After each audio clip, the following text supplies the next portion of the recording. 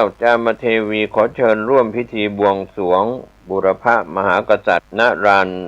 ราชานุสาวรีย์พระนเรศวรมหาราชหลังเสาหลักเมืองฮอดพิสดารนครพิธีบวงสรวงเวลา 9:09 นาทีเวลา 11 นาฬิกาถวายภัตตาหารเพลแด่พระสงฆ์สามเณรและเรียนเชิญแขกผู้มีเกียรติร่วมรับประทานอาหารท่านที่จะร่วมบริจาค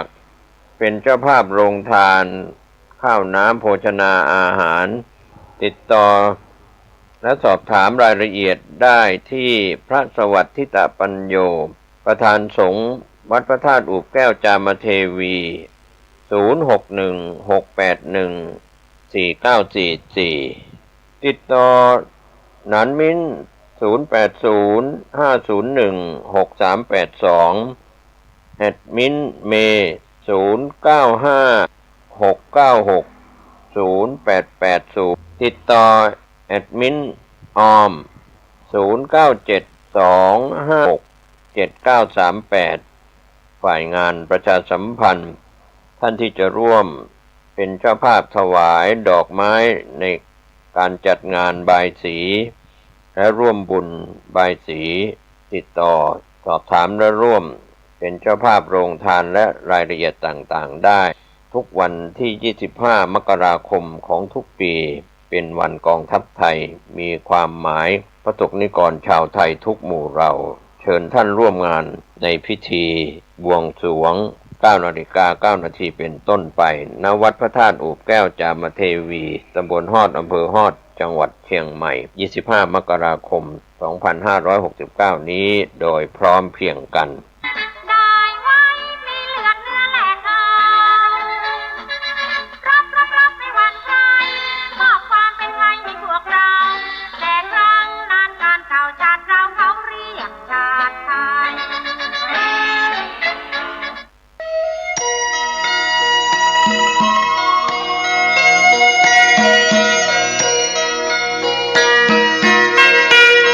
ข่าวสารเพื่อการประชาสัมพันธ์ขอเชิญชวนศรัทธานักศีลนักบุญทั้งหลายร่วมในพิธีบำเพ็ญบุญวันกตัญญูพระครูวิมลวรเวทหลวงพ่อบุญมีครบ33ปีแห่งการมรณภาพและอายุครบชาตการ120ปีจัดงานตรงกับวันเสาร์ที่7มีนาคมพุทธศักราช2569เวลา 9:30 นาทีณวัดท่าสตอยศรีสร้อยทรายมูลตำบลวัดเกตอำเภอเมืองเชียงใหม่จังหวัดเชียงใหม่มีกำหนดการดังนี้7มีนาคม 9:30 นาทีอาราธนาพระสงฆ์สวดพระพุทธมนต์มอบทุนการศึกษาให้แก่มหาวิทยาลัยมจร.มมร.ถวายกับพระภิกษุสามเณรวัดท่าสตอยผู้สอบปรริญญาธรรมนักธรรมได้โรงเรียนในสังกัดสำนักการศึกษาเทศบาลนครเชียงใหม่11โรงเรียนทบทุนโรงพยาบาลสงฆ์มหาราชนครเชียงใหม่สมทบทุนมูลนิธิเด็กกำพร้าบ้านกิ่งแก้วเชียงใหม่โรงเรียนสอนคนตาบอดภาคเหนือโรงเรียนกาวิระอนุกุลเด็กบกพร่องทางสติปัญญาโรงเรียนโสตศึกษาอนุสารสนธรคนหูหนวกสภานักธรรมจังหวัดเชียงใหม่พุทธสมาคมจังหวัดเชียงใหม่ยุวพุทธิกาสมาคมเชียงใหม่กลุ่มหนุ่มสาวจังหวัดเชียงใหม่กลุ่มหนุ่มสาววัดท่าสตอยจังหวัดเชียงใหม่ทอดถวายผ้าบางสกุลถวายเครื่องไทยทานจตุปัจจัยไทยทานแด่พระสงฆ์อนุโมทนาเวลา 11:20 นาทีถวายภัตตาหารเพลแด่พระสงฆ์สามเณร 12 นาฬิกาเชิญท่านผู้ร่วมงานรับประทานอาหารท่านสามารถติดต่อสอบถามและร่วมทำบุญได้ที่พระอาจารย์พระมหาเกษมเขมาพินันโทเจ้าวาดวัดท่าสตอย0810249817ก็เป็นส่วนที่ท่านจะได้สอบถามและร่วมทำบุญเป็นเจ้าภาพขอเชิญท่านร่วมงานวันกตัญญูของวัดท่าสตอยโดยพร้อมเพรียงกัน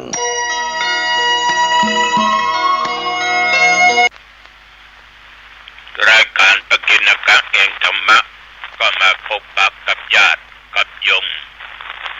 ท่านผู้ฟังทั้งหลายอีกเช่นเคย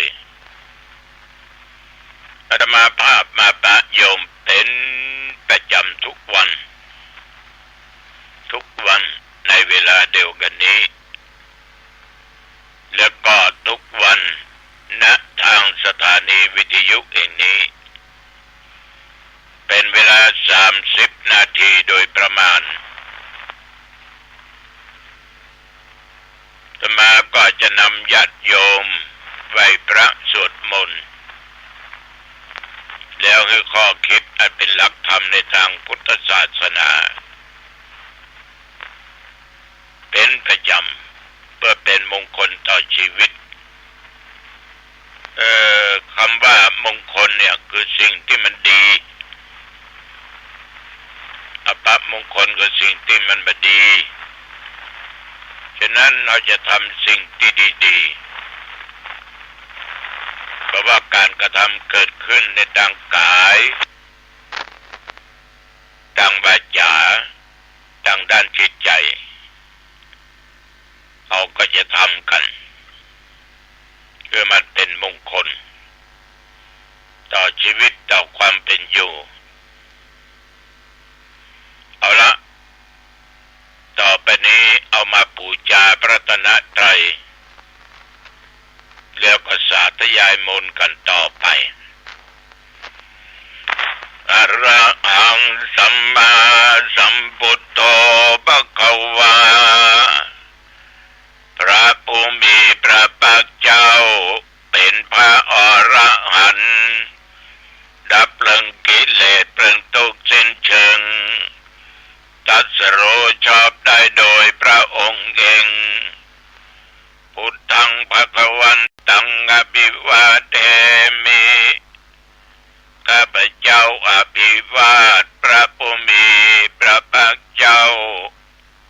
ผู้รู้ผู้ตื่นผู้เบิกบานกราบพระพุทธสวากขาโตภควตาธัมโมพระธรรมเป็นธรรมที่พระผู้มีพระภาคเจ้าตรัสไว้ดีแล้วธัมมังนัมสสามิข้าพเจ้านมัสการพระธรรมกราบพระธรรมสุปฏิปันโนภควโตสาวกสังโฆพระสงฆ์สาวกของพระผู้มีพระภาคเจ้าปฏิบัติดีแล้วสังฆังนัมมามิข้าพเจ้านอบน้อมพระสงฆ์กราบพระสงฆ์นะโมตัสสะภะคะวะโตอะระหะโตสัมมาสัมพุทธัสสะนะโมตัสสะภะคะวะโตอะระหะโตสัมมาสัมพุทธัสสะนะโมตัสสะภะคะวะโตอะระหะโตสัมมาสัมพุทธัสสะพุทธังสรณังคัจฉามิธัมมังสรณังคัจฉามิสังฆังสรณังคัจฉามิทุติยัมปิพุทธังสรณังคัจฉามิทุติยัมปิธัมมังสรณังคัจฉามิทุติยัมปิสังฆังสรณังคัจฉามิตติยัมปิพุทธังสรณังคัจฉามิตติยัมปิธัมมังสรณังคัจฉามิตติยัมปิสังฆังสรณังคัจฉามิอิติปิโสภะคะวะอะระหังสัมมาสัมพุทโธวิชชาจารณะสัมปันโนสุขโตโลกวิทูอนุตตโรปุริสธัมมสารถิสัทธาเทวมนุษย์สานังพุทโธภควาติยันตุนิมิตตังอาภะมังคลัญจาโยจามนาโพสกุณัสสะโทปะปะกะโอโตโสปิ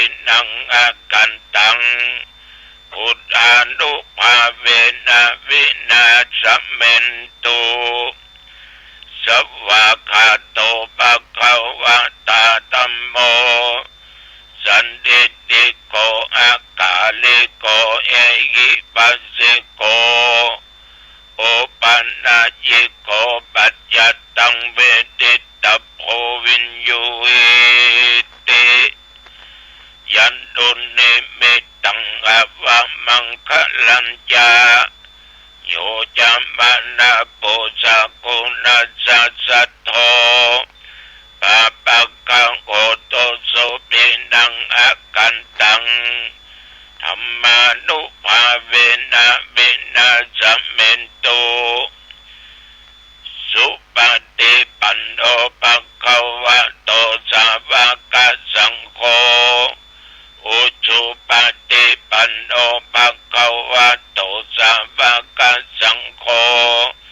ยายะปฏิปันโนภะคะวะโตสาวกสังโฆสามิจิปฏิปันโนภะคะวะโตสาวกสังโฆยะติตังจัตตาริปุริสายุคานิอัตถปุริสปุคลา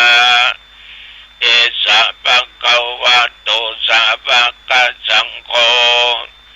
อาหุนายโยปาหุนายโยทักขินายโยอัญชลิกะระเนโยอนุตตรังปุญญเกตังโลกัสสาติยันดุนิมิตตังอภมังคลัญจาโยจัมปนาปุสะโกนัสสะสัทโธปะปักขะโอโตโสปินังอากันตังสังฆานุภาเวนะวินาศเมนโตยะโตอังภาคินิอริยญาจติยาจโตนาปิจานามิสันจิจาปานังชีวิตาโวโรเปตาเตนะสัจเจนะโสติเตโอตุโสติกัปปัสสะโคจังโคสัตติสังฆาโตธัมมันังวิจโยตถาวิริยัมปิติปัสสติโพจังกาจัตตถาปะเรสัมมาตุเปกะโพจังคาสัตติเตสัพพทักษินามุนินาสัมมาตาขาตาภาวิตาปะอุลิกตาสังวัตตันเตอภิญญายานิพพานายะจะโพธิยาเอเตนะสัจจวัจเจนะโสติเตโอตุสัพพทาเอกัสสะมิงสัมมาเยนะโทโมคัลลานัญจกัสสปังกิลาเนตุกิเตเตสวาโพจังเกสัตตะเตสัญเยติจัตตังอภินันติตวาโรกมุตติสุตังคะเนเอเตนะสัจจวัจเจนะโสติเตโอตุสัพพทาเอกตาตัมบัลลาชาปิเคลัญเยนะปิปิริโตจุนตาเตเรนะตัญเยวะพันนาเปตวานาสาธรังสัมโมติตวาจะอาปาตาตัมหาพุทธาสิทานาโสเอเตนะสัจจวัจเจนะโสติเตโอตุสัพพทาปะเยนะเตจาอาปาตาตินันนัมปิมะเยสินังมัคคะอัตตกิเลสาวะปัตตานุปัตติตัมปะตังเอเตนะสัจจวัจเจนะโสติเตโอตุสัพพทาสักกัตตัวพุทธรัตนังโอสัทังโอตัมบังวัลลังอิตังเทวมนุสสานังพุทธเตเจนะโสตินานัสสันตุปัตตวาสัพเพตุขาวุปัสสเมนตุเตสักกัตตัวธรรมรัตนังโอสัตังอุตตมังวรังปัลลิลาอุปัสสมนังธรรมเตเจนะโสตินานัสสันตุปัตตวาสัพเพ พะญาวูปัสสะเมนตุเตสักกะตัวสังฆรัตนังโอสัตตังอุตตัมมังวรังอาโอนายังปะโอนายังสังฆเตเชนะโสตินานัสสันตุปัตตวาสเปโรคาวุปัสสะเมนตุเตนัตถิเมสรนังอัญญังพุทโธเมสรนังวรังเอเตนะสัจจวัชเชนะ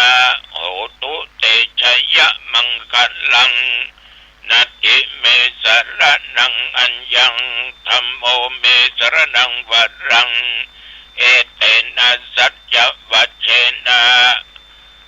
โหตุเตชะยะมังคลังนัตถิเมสรนังอัญญังสังโฆเมสรนังวรังเอเตนะสัจจวัชเชนะโหตุเตชะยะมังคลังภวตุสัพพะมังคลังรักขันตุสัพพเทวตาสัพพะพุทธานุภาเวนะสัทธาสดทิภวันตุเตภวตุสัพพะมังคลังรักขันตุสัพพเทวตาสัพพะธรรมานุภาเวนะสัทธาสดทิภวันตุเตภวตุสัพพะมังคลังรักขันตุสัพพเทวตาสัพพะสังฆานุภาเวนะสัทธาสดทิภวันตุเต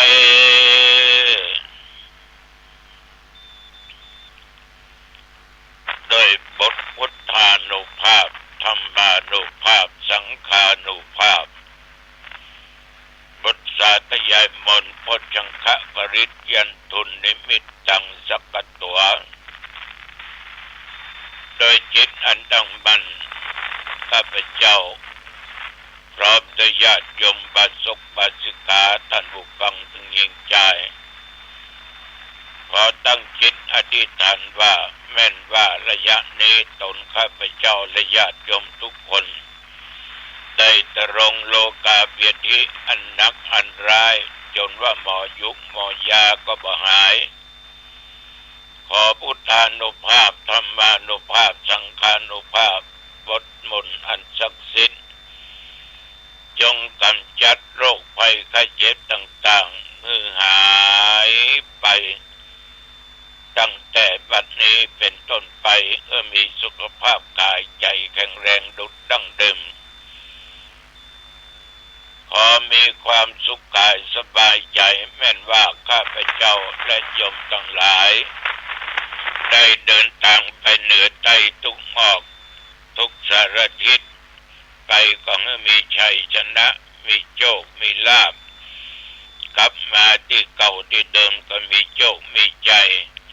มีสติปัญญาประกอบด้วยความไม่ประมาทญาติโยมจำเริญด้วยกิจการงานการค้าการขายการปลูกการฟังการเกษตรเพื่อทุกท่านเจริญโดยกิจการงานตำแหน่งหน้าที่ยิ่งขึ้นไปผลอันล้ำเลิศประเสริฐคืออายุวันนะสุขะพละจงบังเกิดมีแก่ข้าพเจ้าและญาติโยมท่านผู้ฟังทั้งหลายโดยเถิดกรมอุตุได้ประกาศบอกตักเตือนอากาศมีการผันแปรเปลี่ยนแปลงกลางวันก็จะมีอากาศร้อนหน่อยหนึ่งระยะบางทีอากาศหนาวเย็นฉะนั้นญาติโยมก็บ่ดีประมาทคือปากันเพื่อร่างกายได้รับความอบอุ่นหลีกเลี่ยงฝุ่นละอองต่างๆมันจะทำเป็นนั่นเป็นนี่นับตั้งแต่เมื่อตะวามาจนถึงปัจจุบันบัดนี้ได้24 ชั่วโมงญาติโยมท่านผู้ฟังทั้งหลายเขาทุกคนนั้นมีชีวิตชีวา ล่วงผ่านพ้นมาอีก1 วัน24 ชั่วโมงเราก็ยังมีบุญอยู่เนาะ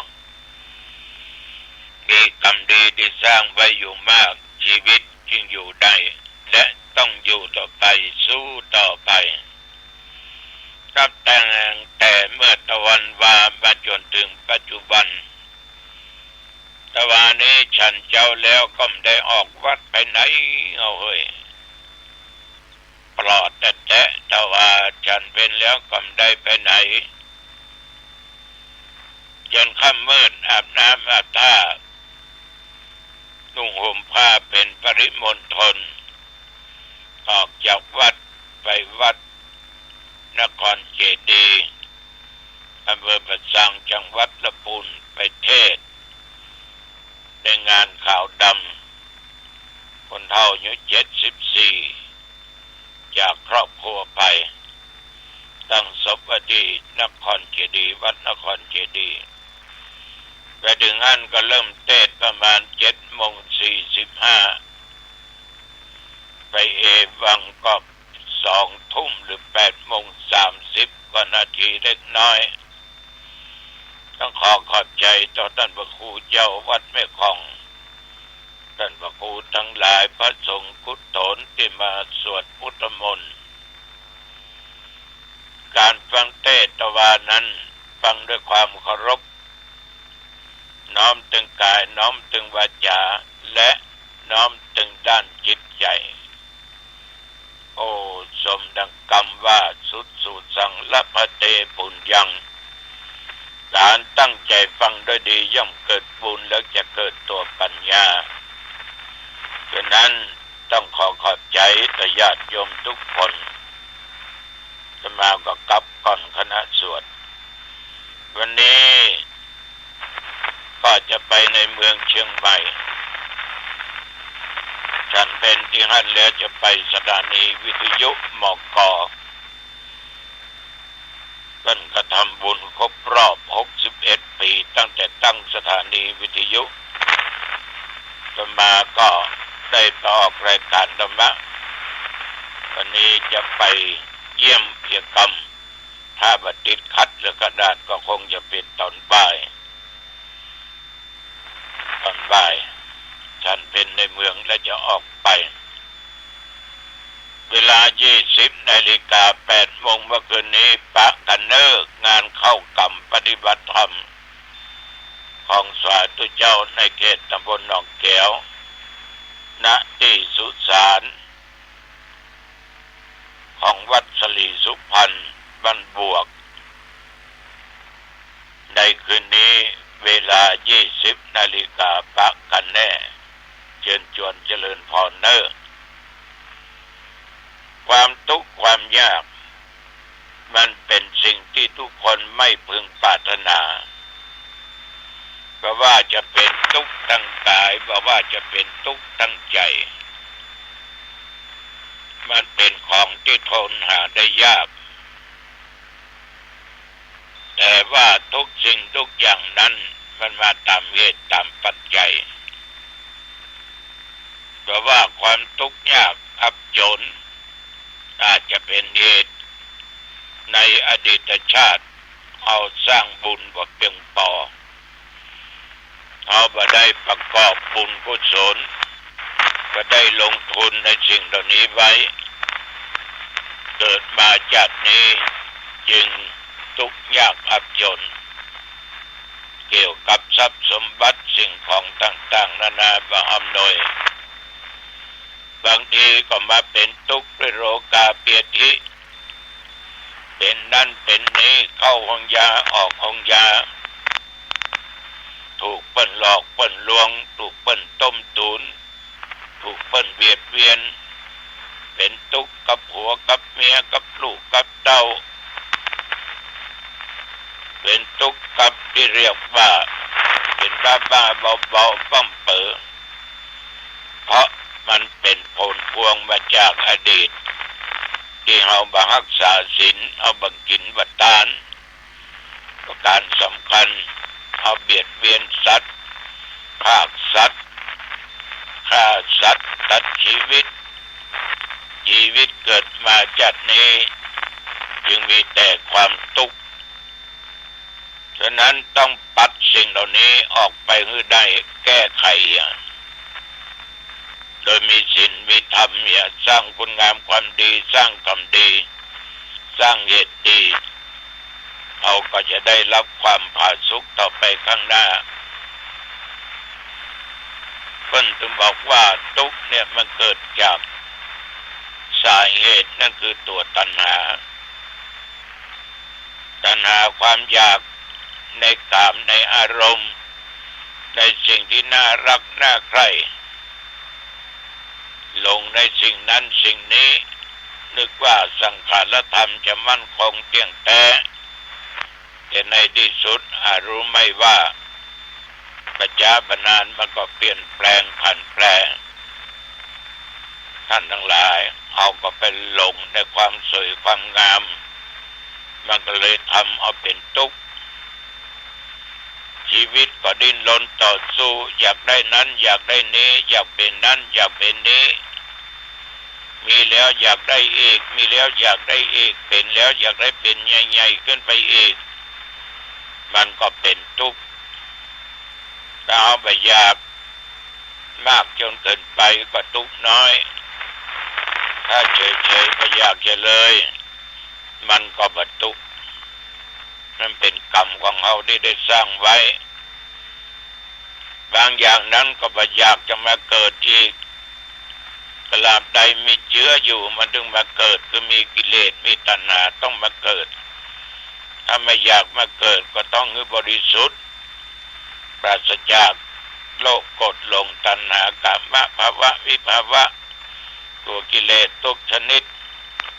ก็ต้องเวียนว่ายตายเกิดอยู่ในวัฏสงสารถ้าอย่างนี้เอาก็บ่ต้องมาเกิดผัวเสื่อมลาภผัวเสื่อมยศผัวทุกข์ผัวยากผัวพ้นที่ศีลนินทา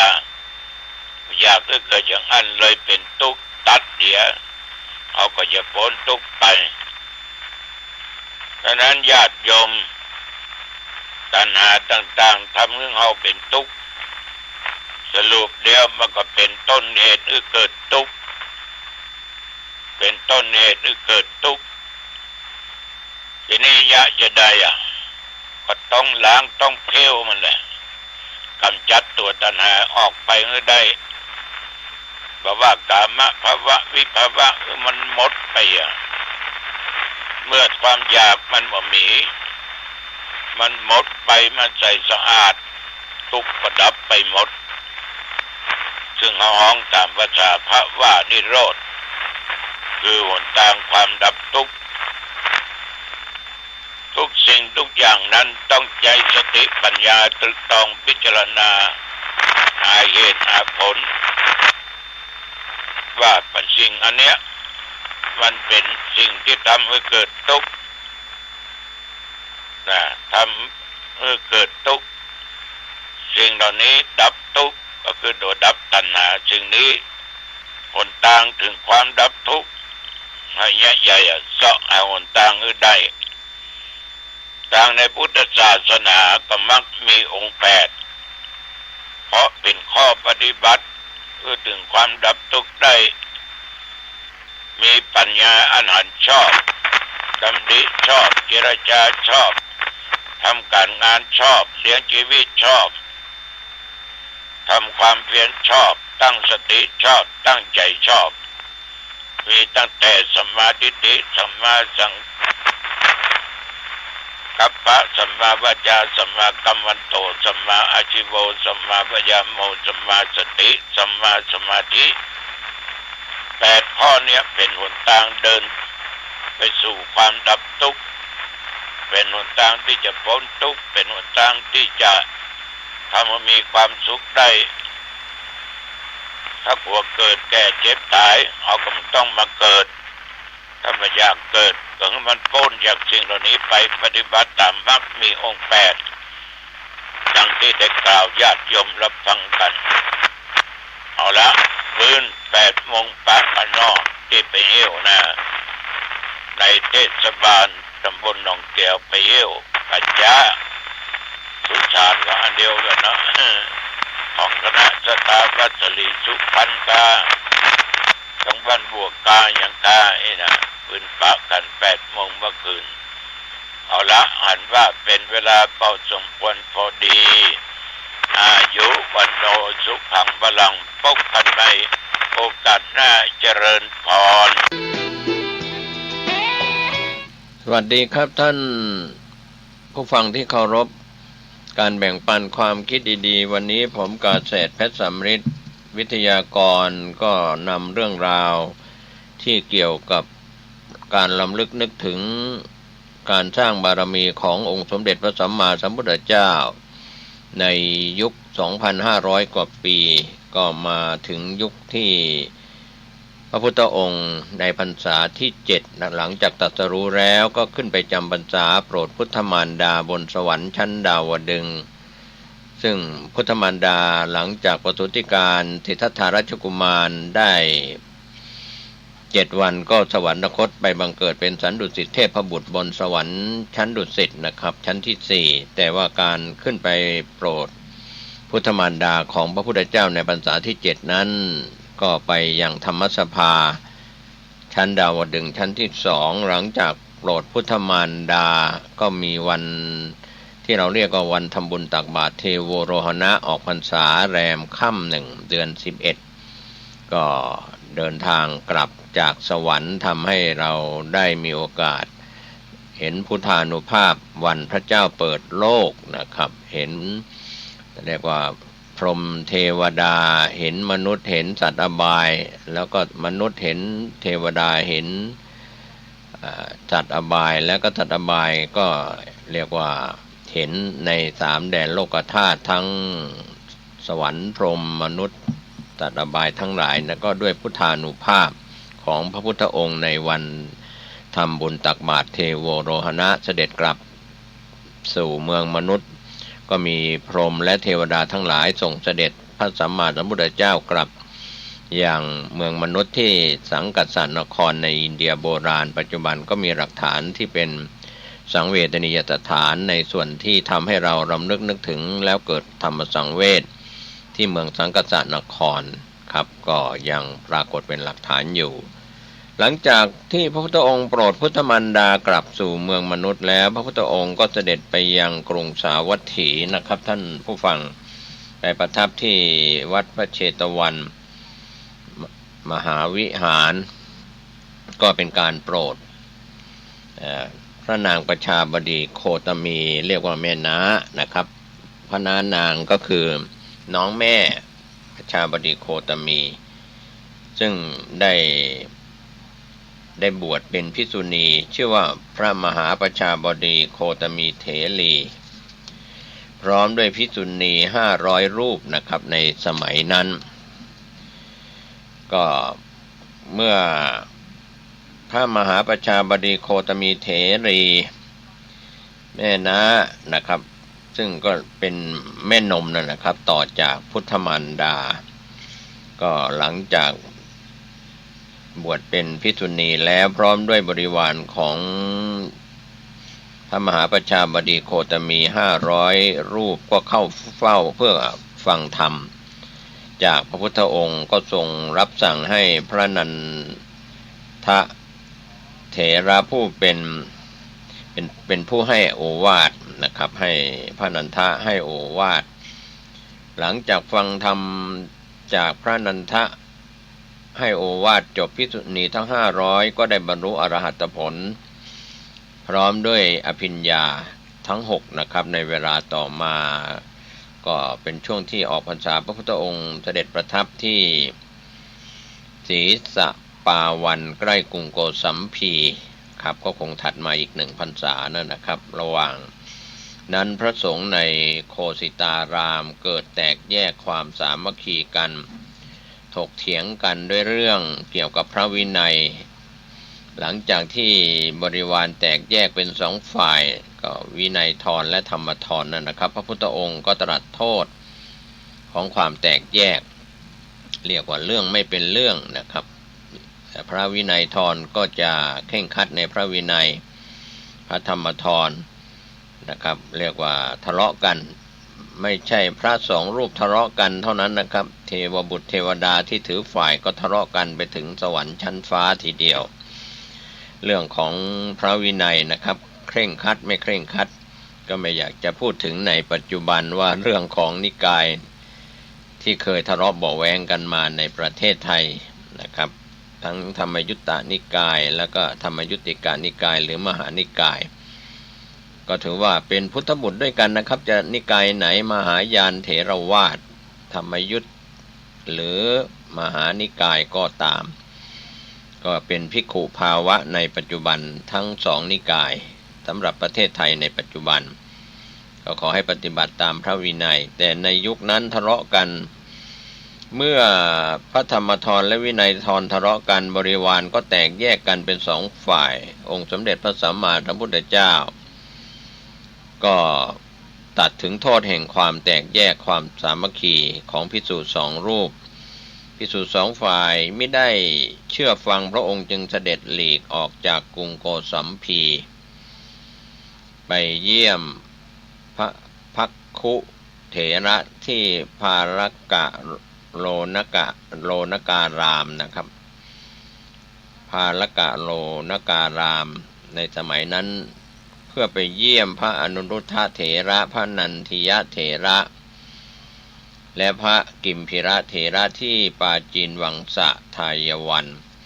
แล้วไปประทับจำพรรษาที่ป่าปาริไรยกะลักขิตวันในสมัยนั้นอยู่ในระหว่างกรุงโกสัมพีกับกรุงสาวัตถีก็เรื่องป่าปาริไรยกะนั้นก็จะมีช้างมีลิงที่เฝ้าดูแลพระพุทธองค์หลังจากพระพุทธองค์ตรัสสอนพระวินัยธรธรรมธรที่ทะเลาะเบาะแว้งกันแล้วไม่เชื่อไม่ฟังก็หลีกเล่นไปอยู่ป่าเรียกว่าป่าลิไลยกะมีลิงคอยดูแลมีช้างคอยดูแลก็ประมาณพรรษาที่12นะครับขณะที่พระผู้มีพระภาคเจ้าประทับอยู่ที่กรุงเวสาลีพระนางพระมหาประชาบดีโคตมีเถรีพร้อมด้วยภิกษุณี500 รูปก็เข้ามาทูลลานิพพานเข้าไปซบเสียรลงแทบพระบาทของพระพุทธองค์นะครับพระมหาประชาบดีโคตมีนั้นก็มีความรักพระพุทธเจ้าเหมือนลูกชายแม้จะได้ออกบวชเป็นภิกษุณีแล้วก็รักนะครับมาทูลลาซบเสียรลงแทบพระบาทของพระพุทธเจ้าครับขอพระองค์ได้โปรดกรุณาอดโทษแก่หม่อมฉันด้วยนะครับก็กล่าวทูลว่าหม่อมฉันจะไม่ได้เห็นพระองค์อีกแล้วหากโทษใดๆของหม่อมฉันมีอยู่ขอพระองค์ได้โปรดกรุณาอดโทษแก่หม่อมฉันด้วยพระพุทธองค์ก็ทรงตรัสกับพระมหาประชาบดีโคตมีเถรีว่าโคตมีคนพาลเหล่าใดสงสัยในการตรัสรู้ธรรมของสัตว์ทั้งหลายเธอจงแสดงฤทธิ์เพื่อให้คนพาลเหล่านั้นละจากความเห็นนั้นเสียพระมหาประชาบดีโคตมีเถรีพร้อมด้วยภิกษุณีทั้งหมดก็ถวายบังคมแล้วได้แสดงปาฏิหาริย์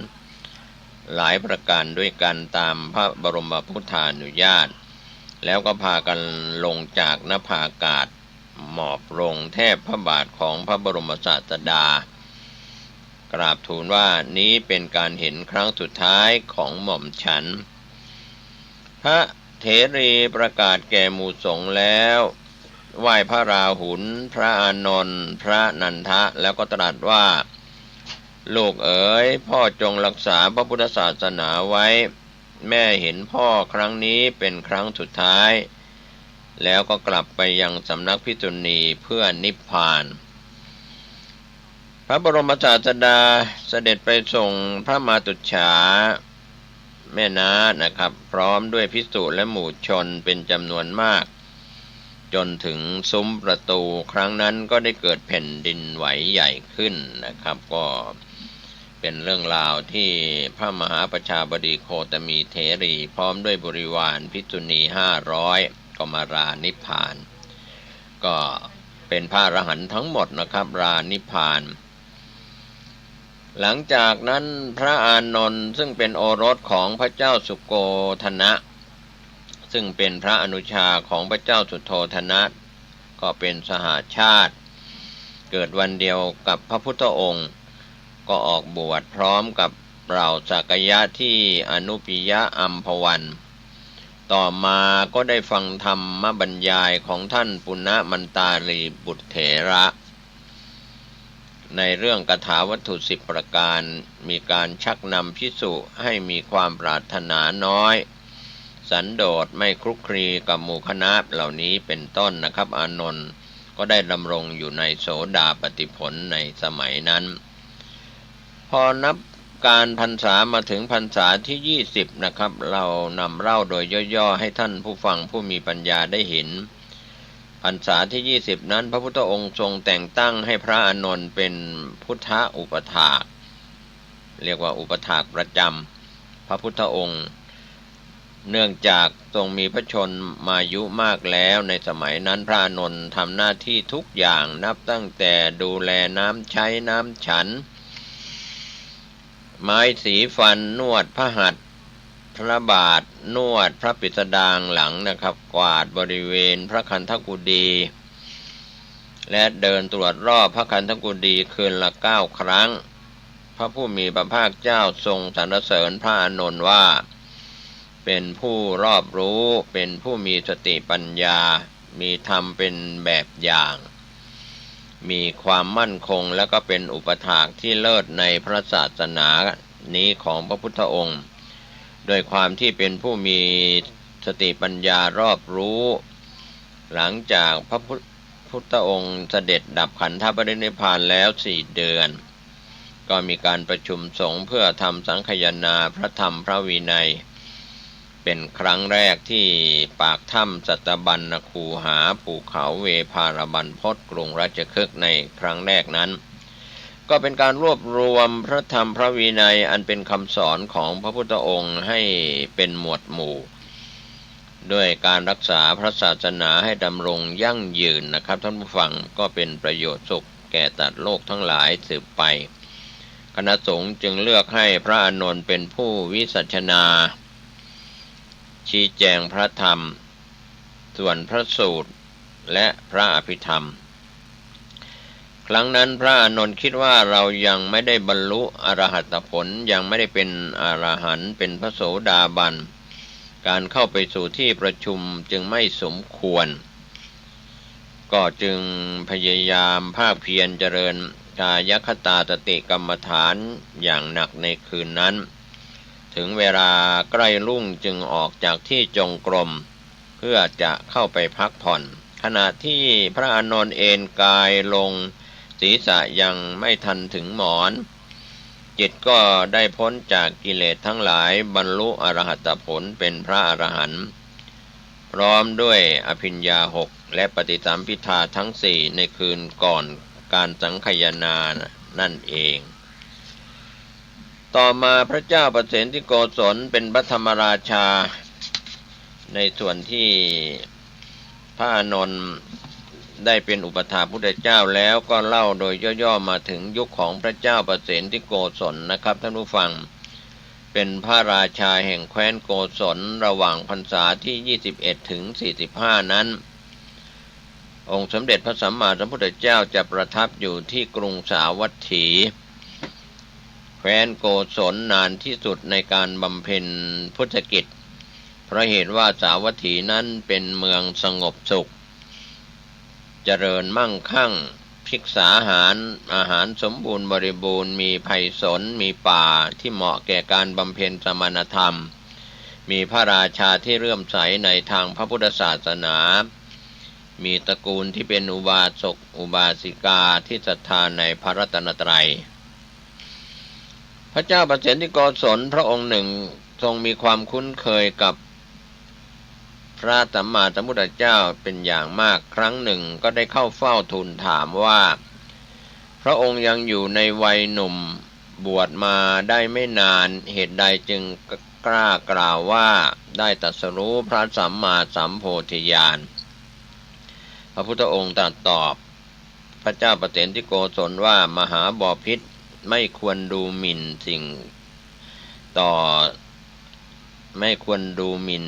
สิ่งต่อไปนี้4ประการคือกษัตริย์ไม่ควรดูหมิ่นว่ายังทรงพเยาว์นะครับข้อที่2งูไม่ควรดูหมิ่นว่าตัวเล็กข้อที่3ไฟไม่ควรดูหมิ่นว่ากองเล็กข้อที่4ภิกษุไม่ควรดูหมิ่นว่าเพิ่งบวชใหม่เพราะสิ่งทั้ง4ประการเหล่านี้นะครับท่านผู้ฟังอาจทำให้เกิดคุณและเกิดโทษถึงแก่ชีวิตได้ทั้งสิ้น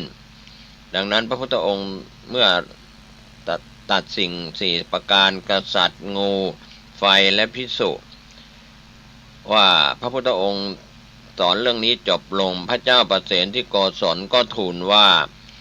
พระองค์ทรงกระทำทางสวรรค์และนิพพานให้แจ้งชัดแก่หม่อมฉันขอถึงพระพุทธเจ้าพระธรรมและพระสงฆ์ว่าเป็นสรณะเป็นที่พึ่งที่ระลึกแล้วขอพระองค์ทรงจำว่าหม่อมฉันเป็นอุบาสกพูดถึงพระรัตนตรัยจนตลอดชีวิตตั้งแต่บัดนี้เป็นต้นไปครั้งสุดท้ายพระเจ้าประเสนที่โกศลเข้าเฝ้าพระพุทธองค์ณหมู่บ้านชายแดนแคว้นโกศลกับสักยะได้เข้าไปหมอบกราบแทบพระบาทพระพุทธองค์แล้วก็ตรัสถามว่ามหาบพิตรเหตุใดพระองค์จึงได้แสดงความรักความเคารพต่อตถาคตถึงเพียงนี้พระเจ้าประเสนที่โกศลก็ทูลว่าหม่อมฉันเลื่อมใสในพระองค์ผู้ตรัสรู้เองโดยพระปัญญาอันยิ่งเลื่อมใสในพระธรรมที่พระองค์ตรัสไว้ดีแล้วเลื่อมใสในพระสงฆ์ผู้ปฏิบัติดีปฏิบัติชอบพระองค์ทรงบำเพ็ญประโยชน์ยิ่งใหญ่ให้กับชาวสาวัตถีนั้นทรงกระทำให้มหาชนตั้งอยู่ในกุศลและคุณงามความดีอีกประการหนึ่งพระองค์อยู่ในวรรณะกษัตริย์หม่อมฉันก็อยู่ในวรรณะกษัตริย์พระองค์เป็นชาวโกศลหม่อมฉันก็เป็นชาวโกศลพระชนมายุของพระองค์ก็เท่ากับอายุของหม่อมฉันด้วยเหตุนี้หม่อมฉันจึงมีความเคารพรักอย่างยิ่งต่อพระพุทธองค์เช่นนี้อย่างนี้ก็เป็นการแสดงความเคารพนับถือของพระเจ้าประเสนที่โกศลนะครับต่อองค์สมเด็จพระบรมศาสดาสัมมาสัมพุทธเจ้าก็มีเรื่องเล่าต่อถึงอนาถบิณฑิกะเศรษฐีนะครับท่านผู้ฟังเป็นบุตรของสุมณะเศรษฐีในกรุงสาวัตถีปกติชอบบริจาคทานกับผู้ยากจนมีภรรยาชื่อปุณณรักขณาซึ่งเป็นน้องสาวของราชคหเศรษฐีในกรุงราชคฤห์ครั้งหนึ่งได้คุมกองเกวียน500ไปค้าขายที่กรุงราชคฤห์ก็พำนักอยู่ที่บ้านของราชคหเศรษฐีผู้เป็นพี่ชายของภรรยาพระบรมศาสดาหลังจากโปรดพุทธบิดาผู้เป็นพ่อและพระญาติวงศ์ที่กรุงกบิลพัสแล้วก็เสด็จกลับไปยังกรุงราชคฤห์ประทับอยู่ที่ป่าสีตะวันอนาถบิณฑิกะก็ทราบข่าวก็รีบเข้าไปเฝ้าก็ได้ฟังพระธรรมเทศนาแล้วก็บรรลุโสดาปัตติผลเป็นอริยบุคคลเบื้องต่ำก็อาราธนาให้พระพุทธองค์เสด็จไปโปรดชาวสาวัตถีบ้างอนาถบิณฑิกะเสด็จจากกิจธุระแล้วก็กลับไปยังกรุงสาวัตถีระหว่างทางก็ได้บริจาคเงินสร้างเสนาสนะสำหรับเป็นที่พำนักสงฆ์ไว้เป็นระยะเพื่อคอยเวลาที่พระพุทธองค์และหมู่สงฆ์จะเสด็จไปโปรดเมื่อกลับไปถึงก็ได้ขอซื้อที่ดินของเจ้าเชษฐ์ผู้เป็นโอรสของพระเจ้าประเสนที่โกศลสร้างพระคันธกุฎีสำหรับเป็นที่ประทับของพระพุทธองค์ตรงกลางก็แวดล้อมด้วยกุฎีของพระมหาสาวกสร้างศาลาทรงกรมสำหรับเป็นที่ประชุมสงฆ์สถานที่จงกรมที่พักกลางคืนกลางวันสำหรับสงฆ์ สร้างสระโบกกรณีและอื่นๆที่ควรแก่การใช้สอยของสงฆ์ไว้เป็นอันมากขนานนามว่าพระเจตวันมหาวิหารเพื่อเป็นเกียรติแก่เจ้าเชษฐ์ผู้เป็นเจ้าของที่เดิมสร้างเสร็จแล้วก็ส่งคนไปทูลนิมนต์พระพุทธองค์เมื่อพระพุทธองค์เสด็จมาถึงประทับบนพุทธอาฏเรียบร้อยแล้วอนาถบิณฑิกะก็ถือเต้าน้ำทองคำหลั่งน้ำลงบนฝ่าพระหัตถ์ของพระพุทธองค์กล่าวถวายว่าข้าพระองค์ขอถวายพระเชตวันวิหารแด่พระพุทธองค์และสงฆ์ที่มาจากทิศทั้งสี่พระพุทธองค์ทรงรับอนุโมทนาแล้วตัดอานิสงส์ว่าการถวายวิหารเป็นทานอันเลิศในวันรุ่งขึ้นนะครับท่านผู้ฟังอนาถบิณฑิกาเศรษฐีทำการฉลองวิหารด้วยการให้ทานในเรือนทั้งเช้าและเย็นเป็นเวลา9เดือนนะครับทั้งหมด9เดือนฉลองเรียกว่าเหมือนงานปล่อยหลวงทางล้านนาทางภาคเหนือเชียงใหม่เราก็ฉลอง9เดือนอนาถบิณฑิกาเศรษฐีบริจาคทรัพย์เป็นค่าที่ดินค่าก่อสร้างและฉลองวิหารรวมทั้งหมด54โกฏถวายไว้ในพระศาสนาพระพุทธองค์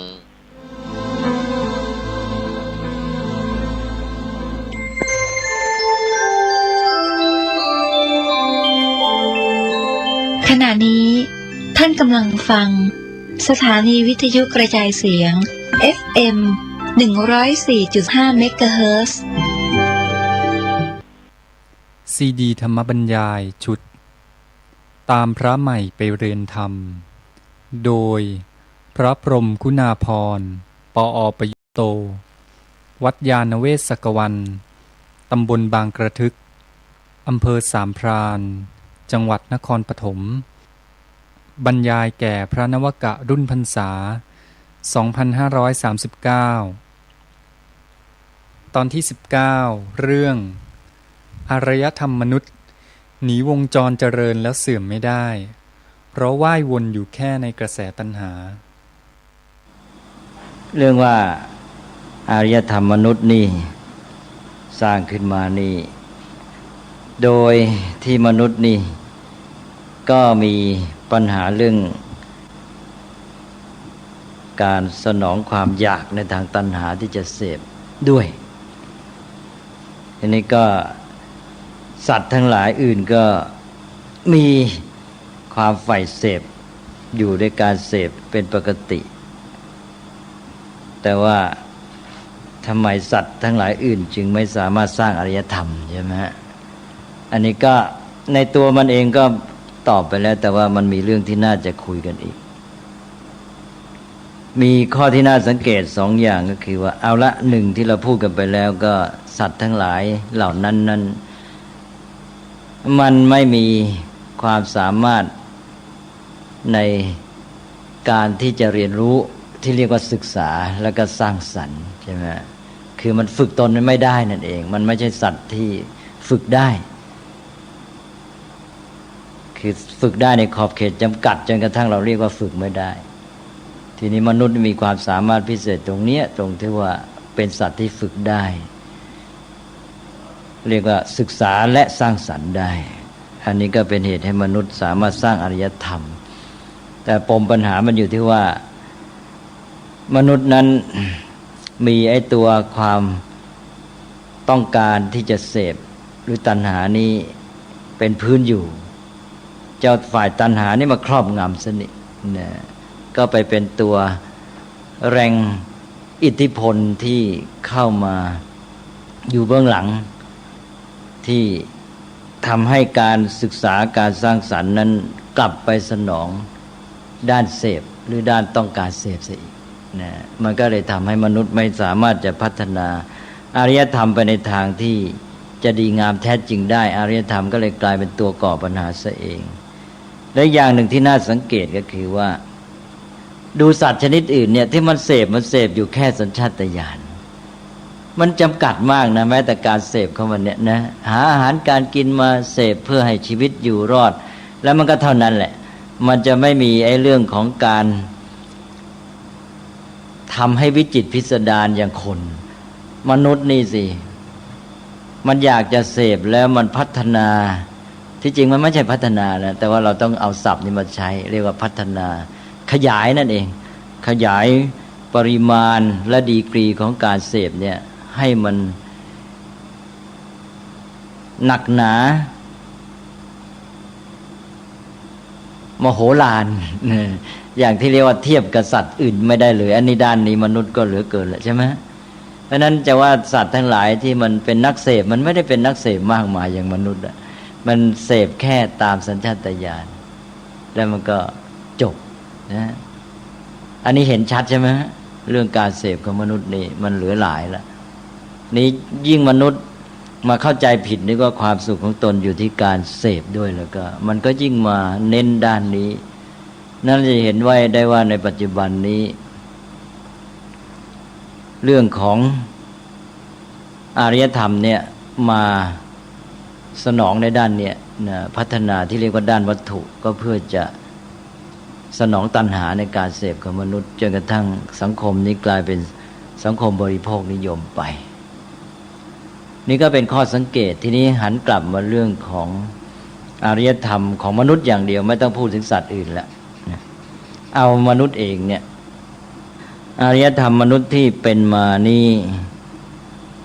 ก็จะมีข้อสังเกตเพิ่มไปขึ้นอีกอย่างหนึ่งด้วยก็คือว่าการที่มนุษย์มีการศึกษาและสร้างสรรค์เนี่ยมักจะไม่ได้เกิดจากปัญญาที่แท้จริงคือมักจะเกิดจากเหตุบีบคั้นโดยเฉพาะความจำเป็นเช่นในการอยู่รอดอย่างอารยธรรมตะวันตกที่เจริญมาได้อย่างนี้เรามาเทียบกับตะวันออกของเราเนี่ยเขาก็ภูมิใจว่าเขาเนี่ยได้สร้างสรรค์อารยธรรมเจริญก้าวหน้ามากใช่ไหมแต่นี้เบื้องหลังการสร้างสรรค์อารยธรรมซึ่งตัวสำคัญก็คือเนี่ยเรื่องการศึกษาและสร้างสรรค์คือต้องเรียนรู้ต้องแสวงหาปัญญาอยากจะรู้อะไรเป็นอะไรมีความใฝ่รู้แล้วก็พยายามสร้างสรรค์มีความเพียรพยายามในการกระทำเหน็ดเหนื่อยก็ไม่ถอยอะไรเงี้ยอันนี้มันเกิดมาได้อย่างไรก็เกิดจากแรงบีบคั้นของความเป็นอยู่เนี่ยเป็นสำคัญมนุษย์ก็ในฐานะที่เป็นปุถุชนเนี่ยแกก็มีความโน้มเอียงไปทางด้านความรู้สึกอย่างที่เราพูดกันแล้วใช่ไหมก็ถ้าได้เสพก็สบายทีนี้ถ้าแกไม่มีเหตุมาจำเป็นบีบคั้นเนี่ยแกก็จะ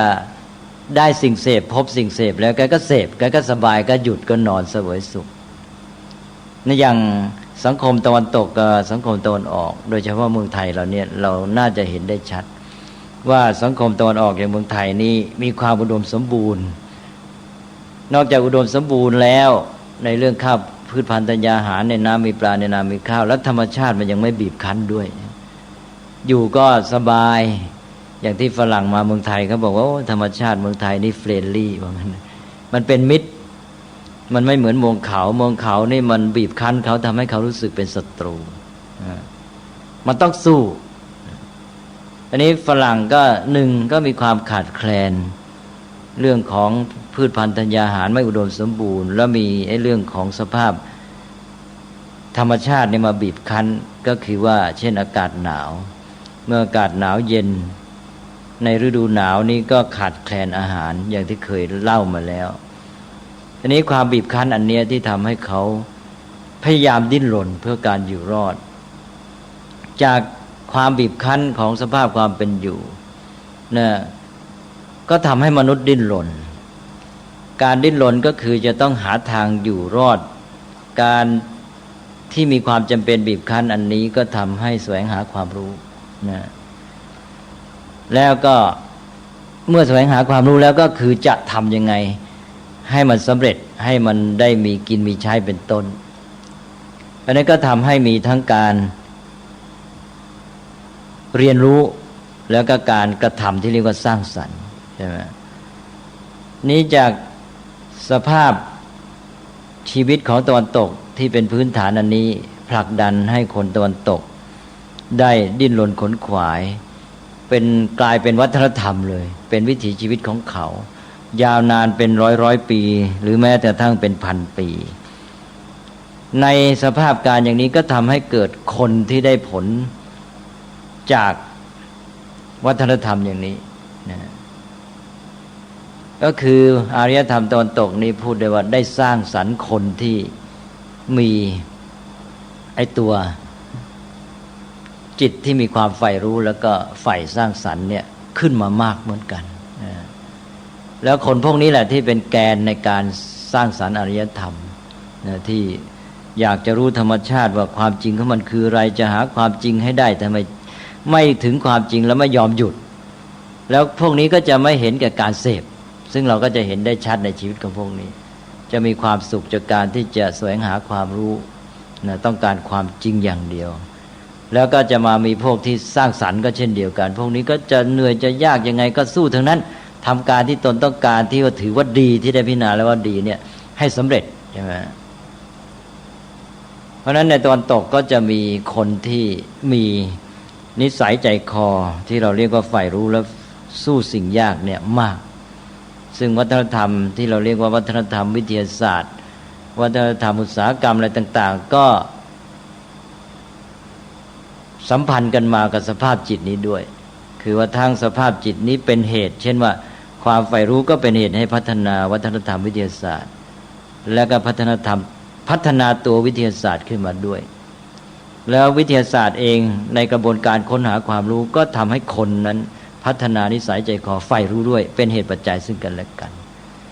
นี่อีกด้านหนึ่งก็คือการที่จะสร้างสรรค์วัตถุขึ้นมาให้สังคมมีความพรั่งพร้อมให้มีกินมีใช้มันก็เกิดอุตสาหกรรมซึ่งกลายเป็นวิถีชีวิตวัฒนธรรมอุตสาหกรรมก็ทำให้คนมีความขยันหมั่นเพียรนะสู้ลำบากเหนื่อยยากไม่ถอย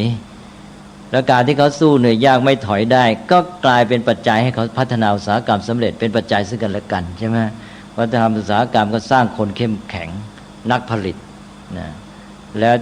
คนที่มีนิสัยนักผลิตก็มาพัฒนาอุตสาหกรรมได้ก็เป็นปัจจัยก็ทำให้สังคมนี้เจริญงอกงามมาก่อนนี้ก็ตามคัมภีร์เนี่ยในพระไตรปิฎกอรรถกถาเนี่ยพระพุทธเจ้าอยู่ในป่าใหญ่ๆอย่างป่ามหาวันนี่นะกินเขตแคว้นต่างๆนะพวกแคว้นสักยะแคว้นพวกวัดชีและแคว้นมัลละ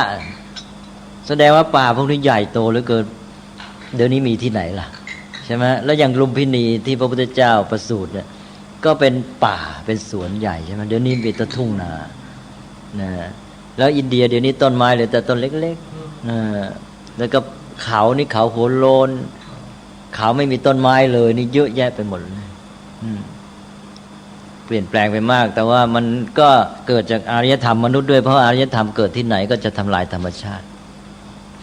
แล้วการที่ธรรมชาติมันพินาศไปก็ทำให้มนุษย์อยู่ไม่ได้อารยธรรมก็สลายเป็นอย่างนี้เยอะใช่ไหมฮะมันก็เป็นวงจรแต่ทีนี้ตอนที่อังกฤษเข้ามาปกครองอังกฤษก็เอาทรัพยากรธรรมชาติไปมากขนเอาไม้เมยไปไม่รู้เท่าไหร่นั่นก็เป็นเหตุปัจจัยอันหนึ่งด้วยแต่อินเดียนี้ก็เป็นกระบวนการของอารยธรรมที่ทำให้ธรรมชาติเสื่อมโทรมมันยาวนานนะแต่นี้อินเดียก็เคยเจริญด้วยอารยธรรมมากซึ่งฝรั่งก็ยอมรับว่าพวกวิทยาศาสตร์พวกคณิตศาสตร์เนี่ยเจริญในอินเดียก่อนจีนและอินเดียนี่เจริญมากแล้วก็ฝรั่งเมื่อถอยหลังไปสัก1,000 ปีนี้ก็แพ้พวกจีนและอินเดียใช่ไหมในทางวิทยาศาสตร์และเทคโนโลยีแล้วก็เขาก็พัฒนาจนล้ำหน้าไปเดี๋ยวเรามาพูดเรื่องของฝรั่งอีกทีหนึ่งนี่ก็ฝรั่งนี่ได้แรงบีบคั้นของสภาพความเป็นอยู่ในทางธรรมชาติอย่างหนึ่งแล้วนอกจากนั้นยังมีความบีบคั้นในทางสังคมเพราะมนุษย์นี่เบียดเบียนกันแล้วก็ความเชื่อทางศาสนาก็เข้ามาบีบคั้นด้วยเพราะว่าศาสนาคริสต์นี่ใช้ศรัทธาเป็นหลักแล้วก่อนศาสนาคริสต์ศาสนาพวกก่อนก็บีบคั้นศาสนาคริสต์มาก่อนใช่ไหมเอาพวกคริสต์นี่ไปฆ่าจับเอาไปสู้กับสิงโตอะไรอย่างเงี้ยนะใช่ไหมในอาณาจักรโรมันน่ะตายไปไม่รู้เท่าไหร่นะพวกนี้ก็พอใหญ่ขึ้นมาก็บีบคั้นพวกอื่นนี่พออาณาจักรแล้วพอคริสต์ใหญ่ขึ้นมาครอบครองยุโรปหมด ใช่ไหมก็ต้องเป็นผู้เป็นผู้สวมมงกุฎให้แก่กษัตริย์ยุโรปทุกคนก็บังคับกษัตริย์องค์ไหนไม่เชื่อฟังให้เดินเท้าเปล่าจากเมืองมาหาโป๊ปที่วาติกันมาขอขมาโทษอะไรอย่างนี้เป็นต้นนะก็ตั้งศาลว่าใครไม่เชื่อไบเบิลจับขึ้นศาลเขาเรียก Inquisition ใครพูดจาลบหลู่หรือแสดงความไม่เชื่ออะไรนิดหน่อยถามสงสัยไม่ได้เท่านั้นนะจับขึ้นศาลนี้ถ้าไม่ยอมที่จะถอนความเชื่อก็จะต้องถูกเผาทั้งเป็นหรือให้ดื่มยาพิษโดยเฉพาะในสเปนนี่เผาเป็นหมื่นๆนะเผาตายเพราะนั้นการบีบคั้นในทางความคิดนี่มากคือไปพูดอะไรผิดจากคัมภีร์ไม่ได้เพราะนั้นเรื่องวิทยาศาสตร์มันเริ่มตั้งแต่เรื่องดาราศาสตร์นี่นำนะในเรื่องความเจริญทางวิทยาศาสตร์เนี่ยมันแทบจะเริ่มจุดฟิสิกส์นี่เริ่มจากดาราศาสตร์เลยว่าดาว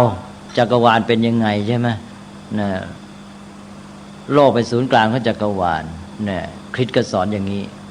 ทีนี้พอพวกที่นักคิดมาหาความรู้มาสอนว่าไม่ใช่โลกเป็นศูนย์กลางจักรวาลดวงอาทิตย์เป็นศูนย์กลางจักรวาลกาลิเลโอถูกจับขึ้นศาลเลยใช่ไหมกาลิเลโอก็กลัวตายก็เลยยอมรับว่าตัวเองผิดว่าหลงผิดไปก็เลยรอดไม่งั้นก็จะถูกให้ดื่มยาพิษตายใช่ไหมแต่นี่แหละก็เกิดการบีบคั้นทางปัญญาเมื่อบีบคั้นคนก็ยิ่งดิ้นเนี่ยมันเป็นอย่างนี้อย่างหนึ่งสัญชาตญาณมนุษย์นี่ถ้ายิ่งถูกบีบก็ยิ่งดิ้นถูกบีบในความเป็นอยู่ในเรื่องธรรมชาติไม่อยู่ไม่มีจะกินก็ดิ้นรนหา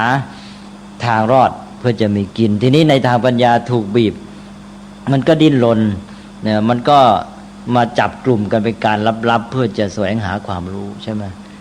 อันนี้ก็เป็น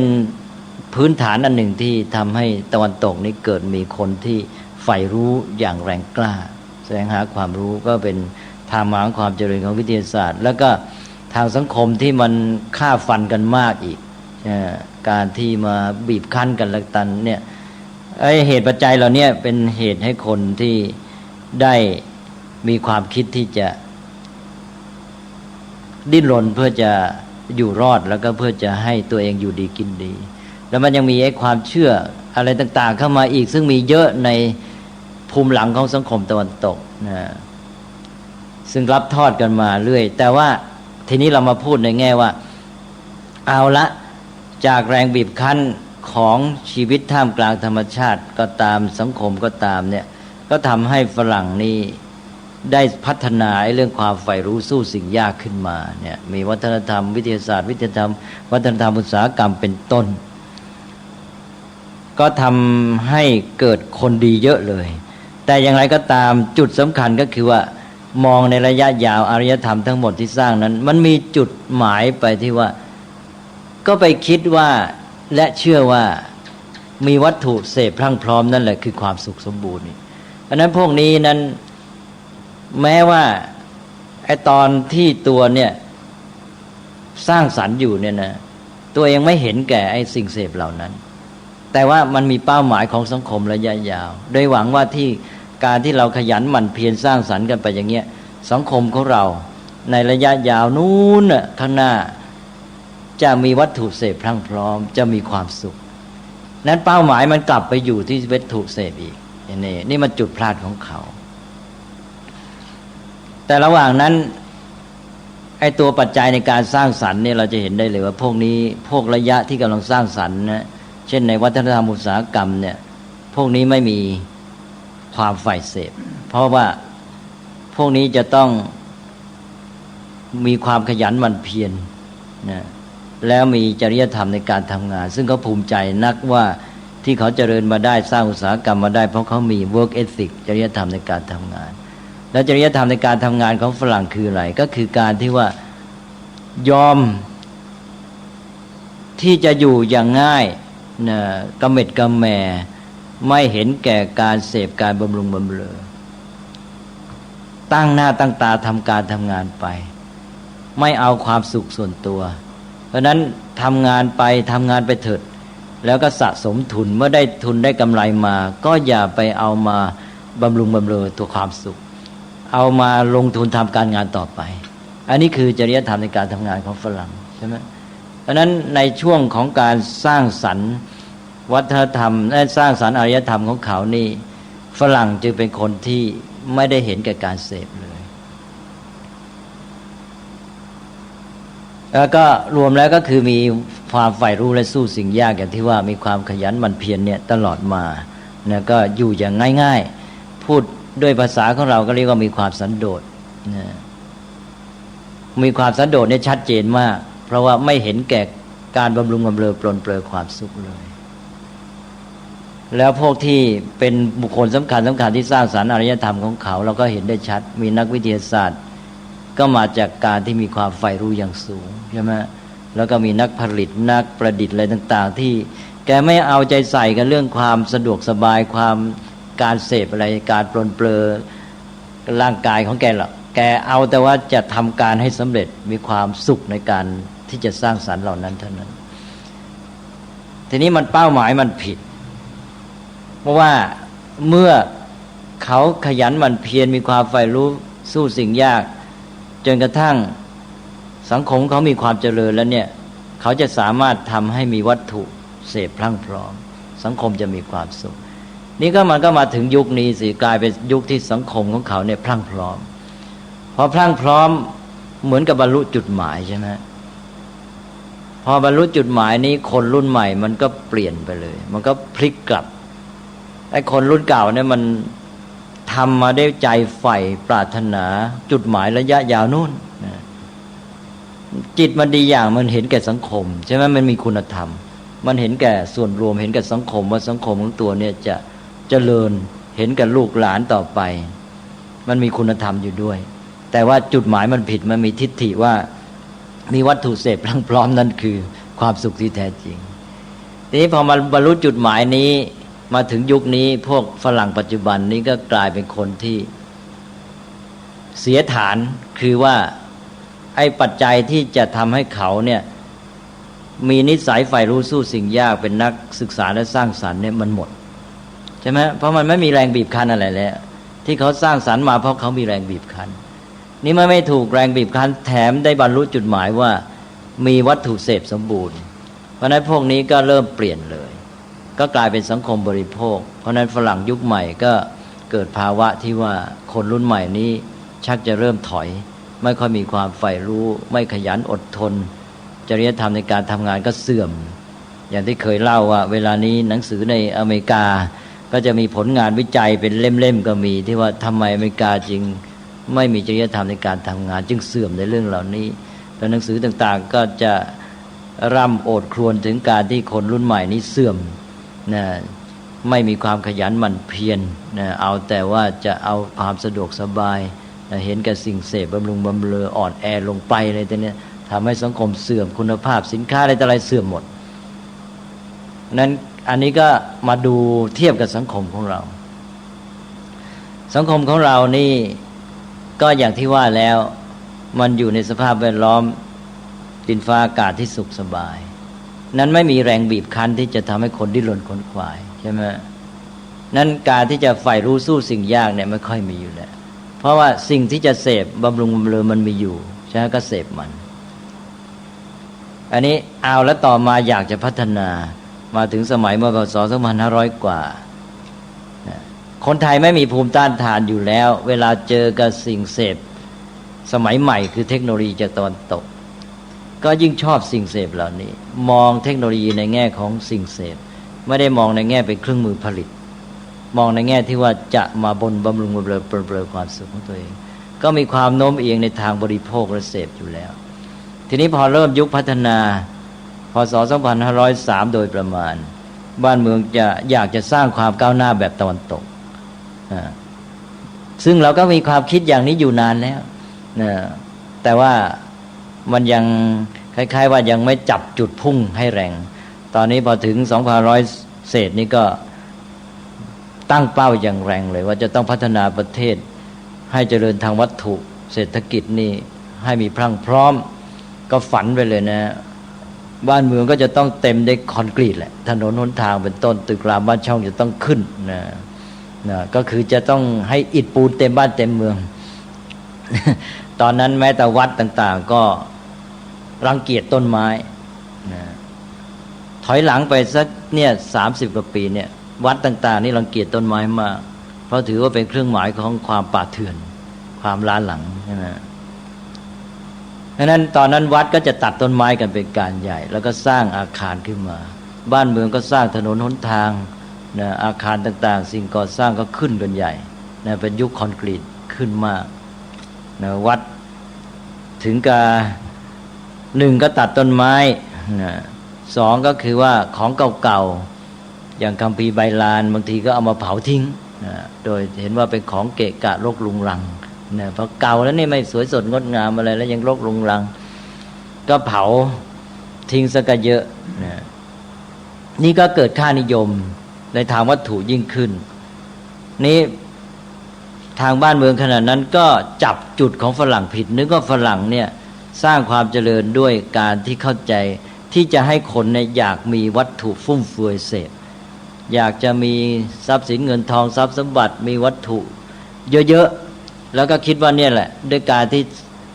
กระตุ้นเร้าให้คนอยากมีวัตถุเสพเยอะๆเนี่ยจะขยันหมั่นเพียรทำงานกันใหญ่ใช่ไหมก็เลยทางบ้านเมืองก็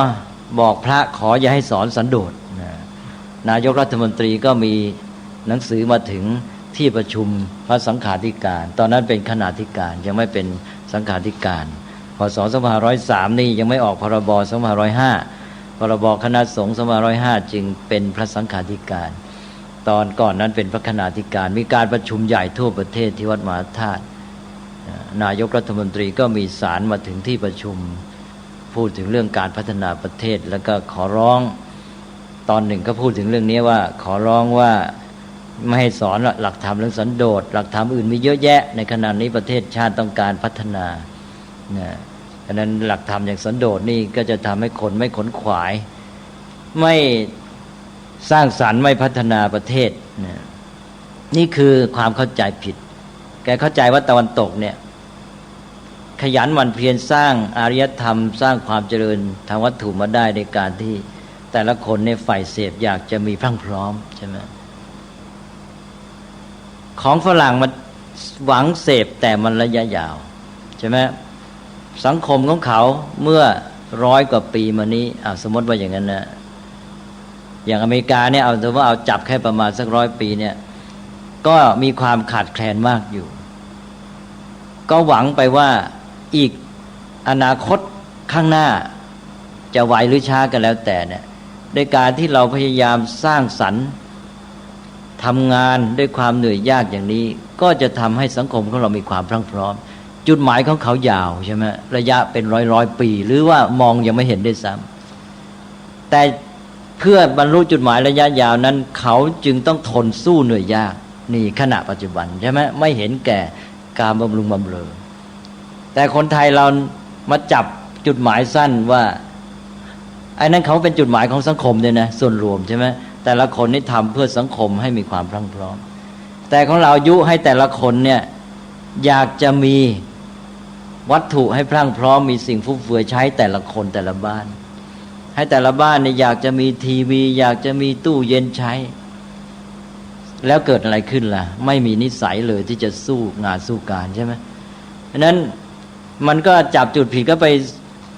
สนับสนุนตัณหาชนิดที่เรียกว่าในระยะสั้นที่สุดเลยในการกระตุ้นแบบนี้คนก็อยากจะได้สิ่งเสพฟุ่มเฟือยนั้นแต่เขาอยากทำงานหรือเปล่าเขาไม่อยากทำงานเขาอยากได้สิ่งเสพอยากได้สิ่งฟุ่มเฟือยแต่ว่ารัฐจะทำได้ก็คือให้การทำงานมาเป็นเงื่อนไขถ้าคุณจะได้สิ่งเสพคุณต้องทำงานใช่ไหมก็หวังว่าด้วยการสร้างเงื่อนไขคือว่าด้วยการทำงานเป็นเงื่อนไขคุณจะได้สิ่งเสพแต่คนเขาไม่อยากทำงานเขาอยากได้สิ่งเสพ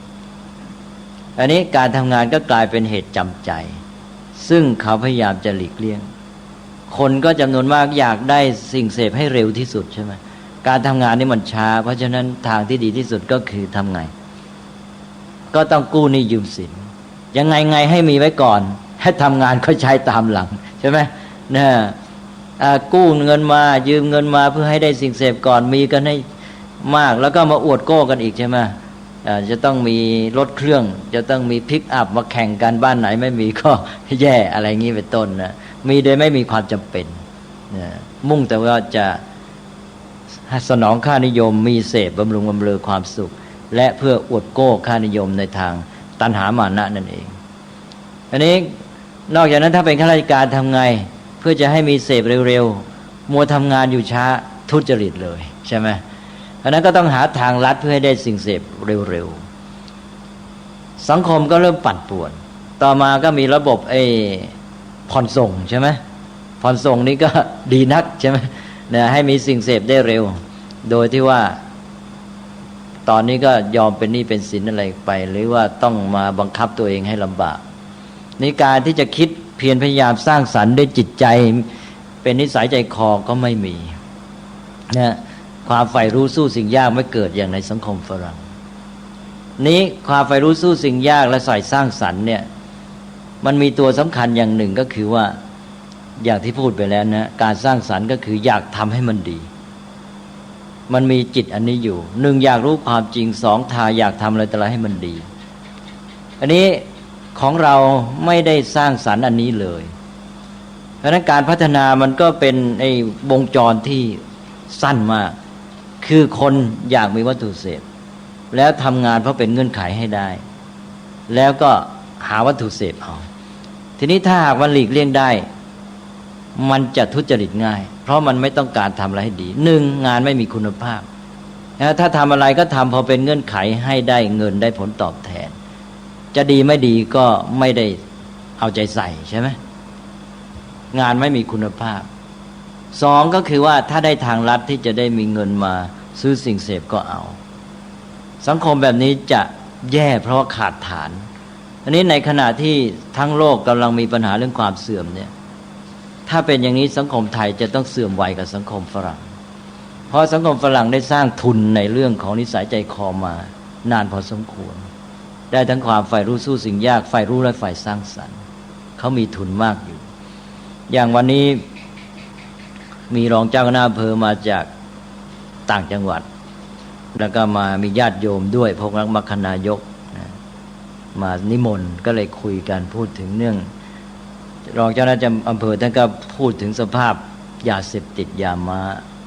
ที่ระบาดมากแล้วการปราบรัฐก็จะให้ปราบจริงจังใช่ไหมแต่ว่าทางสำเร็จมีแค่ไหนยกตัวอย่างเช่นบอกว่าตำรวจไปจับยามาได้ต้องเท่ากับลังเบียร์ท่านว่างั้นประมาณนั้นมากเหลือเกินนะพอให้เงิน 200,000 ปั๊บจับได้เหมือนกันแต่ได้200 เม็ดพอจับยามาได้200 เม็ดแล้วไอ้ที่เหลือนั้นท่านไปไหนก็เข้าตลาดต่อแต่ตำรวจได้ไป200,000ใช่ไหมแล้วก็ไอ้เจ้าคนนั้นก็ดำเนินกิจการต่อไปได้ตัวอย่างอื่นก็เช่นว่าจับชาวบ้านมียามาเยอะแต่ว่าพอให้เงินมาก็จับได้4 เม็ดอย่างนี้เป็นต้นนะอันนี้เป็นตัวอย่างแล้วก็ผู้มีอิทธิพลเองก็เป็นนักผลิตเป็นผู้ผลิตซึ่งทำให้การปราบปรามเป็นไปได้ยากใช่ไหมก็นี้ทำไมจึงเป็นอย่างนี้มันไม่มีการเห็นแก่ความดีงามความใฝ่ที่จะให้สังคมนี้ดีงามไม่มีใช่ไหมมันเอาแต่ประโยชน์ส่วนตัวต้องการเสพถ้าอย่างนี้สังคมต้องสุดแน่ๆแล้วรองเจ้าคณะอำเภอท่านก็วิตกบอกขณะนี้ในวัดก็ลำบากเพราะว่าจะมีพวกที่เข้ามาบวชติดยามาเข้ามาแล้วเมื่อมีพระติดยามาก็เกิดความกลัวอีกบางทีฝ่ายพระเจ้าคณะก็ยังไม่กล้าจัดการใช่ไหมแล้วอย่างตัวท่านเองเนี่ยท่านก็เคยถูกลอบยิงรองเจ้าอำเภอเนี่ยเพราะว่าพวกมีพระที่เป็นเจ้าวาดติดฝิ่นแล้วก็มั่วสุมมีพวกคนอื่นมาสูบด้วยเลยเนี่ยเมื่อไปพักเขาจากตำแหน่งเจ้าวาดเขาก็เลยโกรธอันนี้ยาเสพติดก็เข้ามาก็เรื่องของความใฝ่เสพใช่ไหมอันนี้ก็สำคัญในการที่จะปราบถ้าสังคมคนมัน มีไอ้ตัวฉันทะความใฝ่ดีอยู่อยากให้สังคมดีอยากแก้ปัญหาให้สำเร็จจริงๆเนี่ยมันก็แก้ปัญหาง่ายเข้าใช่ไหมแต่ในเมื่อมันเละเทะอย่างนี้แต่ละคนก็ปรารถนาผลประโยชน์ส่วนตัวเลยแก้ได้ยังไงนี่สังคมฝรั่งก็ประสบปัญหาอย่างเดียวกับเรามียาเสพติดแพร่ระบาดมากแต่ว่าทุนของเขายังดีกว่าเรานะหมายความว่าคนของเขายังมีไอ้ตัวความใฝ่ที่จะให้สังคมมันดีเป็นต้นใช่ไหมเมื่อนั้นมันก็ทำการด้วยความสุจริตใจกว่าตั้งใจทำจริงจังกว่าปราบปรามอย่างเอาจริงเอาจังกว่าไอ้นี่มันไม่ใช่ปราบนี่มันเพียงแต่ว่า จะไปหาเงินจากสิ่งเสพติดนั้นก็ทำไปปราบใช่ไหมมันไม่ได้คิดปราบเลยนะไปหาเงินไปหาผลประโยชน์นะไปฉวยโอกาสจากการที่สังคมมีไอ้ปัญหานี้ขึ้นมาหาผลประโยชน์ซ้อนให้กับตนเองฉะนั้นในแง่นี้แล้วสังคมไทยนี่จะลำบากเพราะเราขาดพื้นฐานในการสร้างคนให้มีนิสัยใฝ่รู้และใฝ่สร้างสรรค์ในสังคมฝรั่งนี่ได้อันนี้เยอะความใฝ่รู้ใฝ่สร้างสรรค์นะการที่ใฝ่สร้างสรรค์อยากทำให้มันดีเนี่ยมันเป็นทุนเยอะเลยที่จะพัฒนาสังคมใช่ไหมว่าเราทำงานอะไรเราก็อยากให้สิ่งที่เราทำเนี่ยมันดีมันเรียบร้อยมันดีที่สุดเราจะไปกวาดถนนถ้าเรามีไอ้ตัวความใฝ่ดีอยากให้มันดีเนี่ยเราก็ทำด้วยใจรักอยากจะให้ถนนมันสะอาดใช่ไหมแต่ถ้ามันไม่มีอันนี้มันต้องการผลประโยชน์ตอบแทนอันเดียวแล้วอะไรจะเกิดขึ้นมันก็สักแต่ว่าทำไม่ว่าไปทำงานอะไรอ่ะนะไปทำงานเล็กๆน้อยๆเนี่ยยังแบ่งงานออกไปเนี่ยแม้แต่เรื่องสมมติว่าทำทางระบายน้ำใช่ไหมไอ้คนที่ไปทำงานส่วนเล็กๆปลีกย่อยไปเทปูนไปทำอะไรถ้ามันมีตัวความใฝ่สร้างสรรค์อยากทำให้มันดีตัวไปเกี่ยวข้องกับอะไรอยากทำให้มันดีหมดเนี่ยมันก็ทำให้ดีที่สุดตามเต็มฝีมือของมันใช่ไหมในส่วนผลประโยชน์มันก็ว่ากันอีกเรื่องหนึ่งแต่ว่าถ้ามันไม่มีตัวนี้ล่ะมันไปทำเพราะว่ามันเป็นเงื่อนไขให้ได้เงินเท่านั้นเองมันหวังแต่ผลตอบแทนก็คิดแต่ว่าจะได้เงินแต่ไอ้ทำเทปูนเทอะไรจะทำให้มันเรียบร้อยหรือไม่มันไม่คิดใช่ไหมเนี่ยถ้าไม่มีคนคุมได้โอกาสก็ยิ่งทำลวกๆไปเลยทีนี้ก็ทำให้สังคมนี้ยิ่งลำบากก็ต้องตั้งคนคุมไอ้ตั้งคนคุมไอ้เจ้าคนคุมก็ไม่มีความใฝ่ดีอีกใช่ไหมมันก็ยิ่งแยกกันมันก็เป็นระบบที่เน่าเละไปหมดเลยนั้นสังคมไทยขนาดนี้กำลังจะเสวยผลอันนี้หรือเปล่าเพราะนั้นก็จะแก้ปัญหาอะไรก็แก้ไม่ได้นะเพราะว่ามันเละเทะไปหมดแล้วนะนั้นในแง่นี้แล้วสังคมตะวันตกนี่ทุนที่สร้างมาระยะเป็นร้อยปีเนี่ยดีกว่าเราเขายังมีทุนที่เข้มแข็งอยู่แต่ถึงขนาดที่มาเป็นสังคมที่หมดแรงบีบคั้นที่จะให้ฝ่ายรู้ฝ่ายสร้างสรรค์แล้วก็ยังกลับเสื่อมอย่างรวดเร็วพอสมควรเวลานี้ก็เริ่มมีไอ้ความวิปริตในระบบต่างๆฝรั่งมีความรักความเป็นธรรมมากเพราะแรงบีบคั้นในการเบียดเบียนกันในทางสังคมใช่ไหมสร้างมาได้อย่างดีเลยรักความเป็นธรรมก็ถือว่าฝ่ายดีนี่แหละเมื่อรักความเป็นธรรมมากมันก็สร้างกฎกติกาขึ้นมาเพื่อจะมาเป็นหลักในการปฏิบัติต่อกันว่าเพื่อจะรักษาความเป็นธรรมก็มีเครื่องมือคือกฎหมายเข้ามา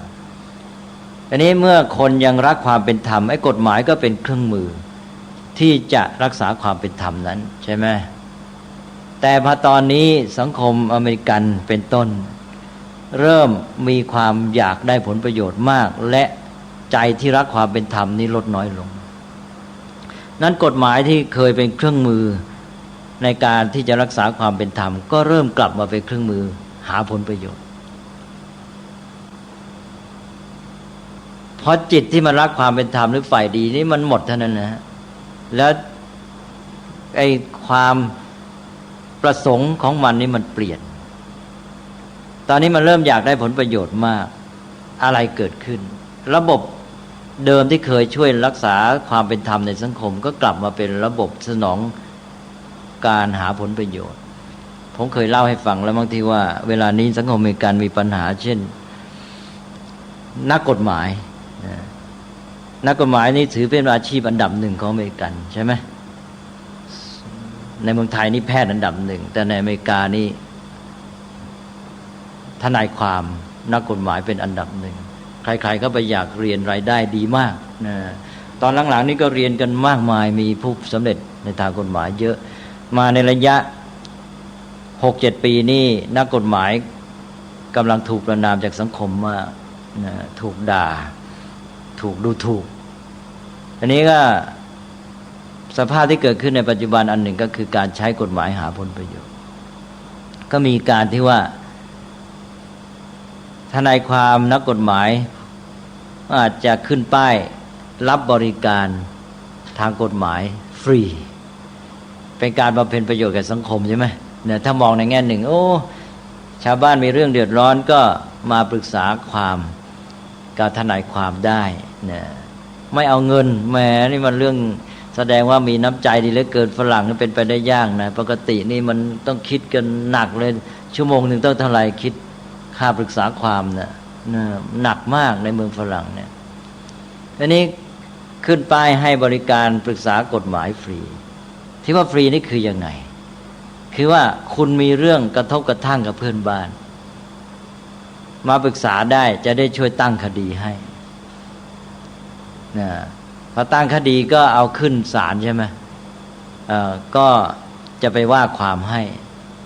บริการทั้งหมดเนี่ยไม่เอาเงินนะปรึกษาความว่าความไม่เอาเงินแต่ว่าถ้าชนะแบ่งคนละครึ่งอ้าวนี่มันเป็นแรงจูงใจชาวบ้านนี่ชาวบ้านมันก็อยากจะตั้งคดีขึ้นมาสิเพราะจะได้ผลประโยชน์ใช่ไหมถ้าชนะก็ได้ถ้าแพ้ไม่เสียอะไรเลยเนี่ยชาวบ้านก็ชอบสิทีนี้ก็จ้องเพื่อนบ้านมีอะไรกระทบกระทั่งกันพอจะตั้งคดีได้ไปหาทนายความไปเล่าให้ฟังทนายความก็ตั้งคดีขึ้นศาลว่าความให้ชนะแบ่งคนละครึ่งแพ้แล้วไปใช่ไหมคราวนี้เป็นไงสังคมไอ้ชาวบ้านก็เพ่งกันสิทีนี้หาผลประโยชน์ระแวงกันอยู่ไม่เป็นสุขอย่างแม้แต่พวกอาชีพต่างๆอย่างแพทย์ในอเมริกาขณะนี้อย่างแพทย์ไทยที่เราไปอยู่อันนี้ก็เป็นเหตุหนึ่งที่ทำให้แพทย์ไทยเราเดินทางกลับเมืองไทยมากด้วยในบรรดาเหตุอื่นด้วยนะเหตุอื่นก็คือนโยบายของรัฐที่เปลี่ยนแปลงเกี่ยวกับเรื่องระบบการรักษาสุขภาพอันนี้อันหนึ่งก็คือเนี่ยเรื่องของการที่คนไข้เนี่ยจ้องหาช่องจากหมอตลอดเวลาพลาดนิดเดียวตั้งคดีฟ้องเลยเพื่อจะหาเงินเลยมันไม่ใช่เพื่อความเป็นธรรมแล้วในดินนี้นะมันเพื่อผลประโยชน์นี้สังคมที่มันอยู่ได้เนี่ยมันต้องมีไอ้ตัวความใฝ่ดีอยู่จะรักความเป็นธรรมเป็นต้นเมื่อตัวนี้มันหมดไปความต้องการผลประโยชน์มาเต็มที่มันก็ต้องเละเทะอย่างที่ว่านะมันก็เน่าเพราะนั้นสังคมอเมริกันก็ต้องเสื่อมอันนี้ก็เป็นตัวอย่างอันหนึ่งทีนี้สังคมของเราล่ะสังคมของเรานี่ขาดพื้นฐานในการสร้างความใฝ่รู้และใฝ่สร้างสรรค์อย่างที่ว่าเพราะนั้นจึงน่ากลัวอันตรายมากอันนี้เราก็จับจุดไม่ถูกด้วยโดยเข้าใจว่าสังคมตะวันตกนั้นพัฒนาอุตสาหกรรมเป็นต้นสร้างความเจริญแม้แต่วัตถุมาได้โดยการที่อยากจะมีวัตถุเสพพรั่งพร้อมเข้าใจผิดอย่างนั้นเขาต้องการเหมือนกันแต่เขาต้องการระยะยาวและต้องการสำหรับสังคมเป็นส่วนรวมซึ่งหมายถึงเป็น100 ปีหรือหลายร้อยปีแต่ในระหว่างนั้นก็คือการที่แต่ละคนจะต้องขยันอดทนยอมอดออมอยู่อย่างง่ายๆไม่บำรุงบำเรอไม่หาความสุขนั่นคือการอยู่อย่างสันโดษจึงทำให้เขาสามารถพัฒนาประเทศชาติอารยธรรมมาได้แต่เราเข้าใจผิดไปจับเอาเป็นความมุ่งหมายของแต่ละคนด้วยระยะสั้นด้วยเฉพาะหน้าให้แต่ละคนนี้แต่ละครอบครัวอยากจะมีวัตถุเสพพรั่งพร้อมผลก็คือความวิปริตของสังคมทั้งหมดเลยการพัฒนาก็ไม่ได้สำเร็จด้วยดีด้วยนะแล้วก็มีไอ้พวกสิ่งเลวร้ายต่างๆในสังคมนี้เต็มไปหมดเลย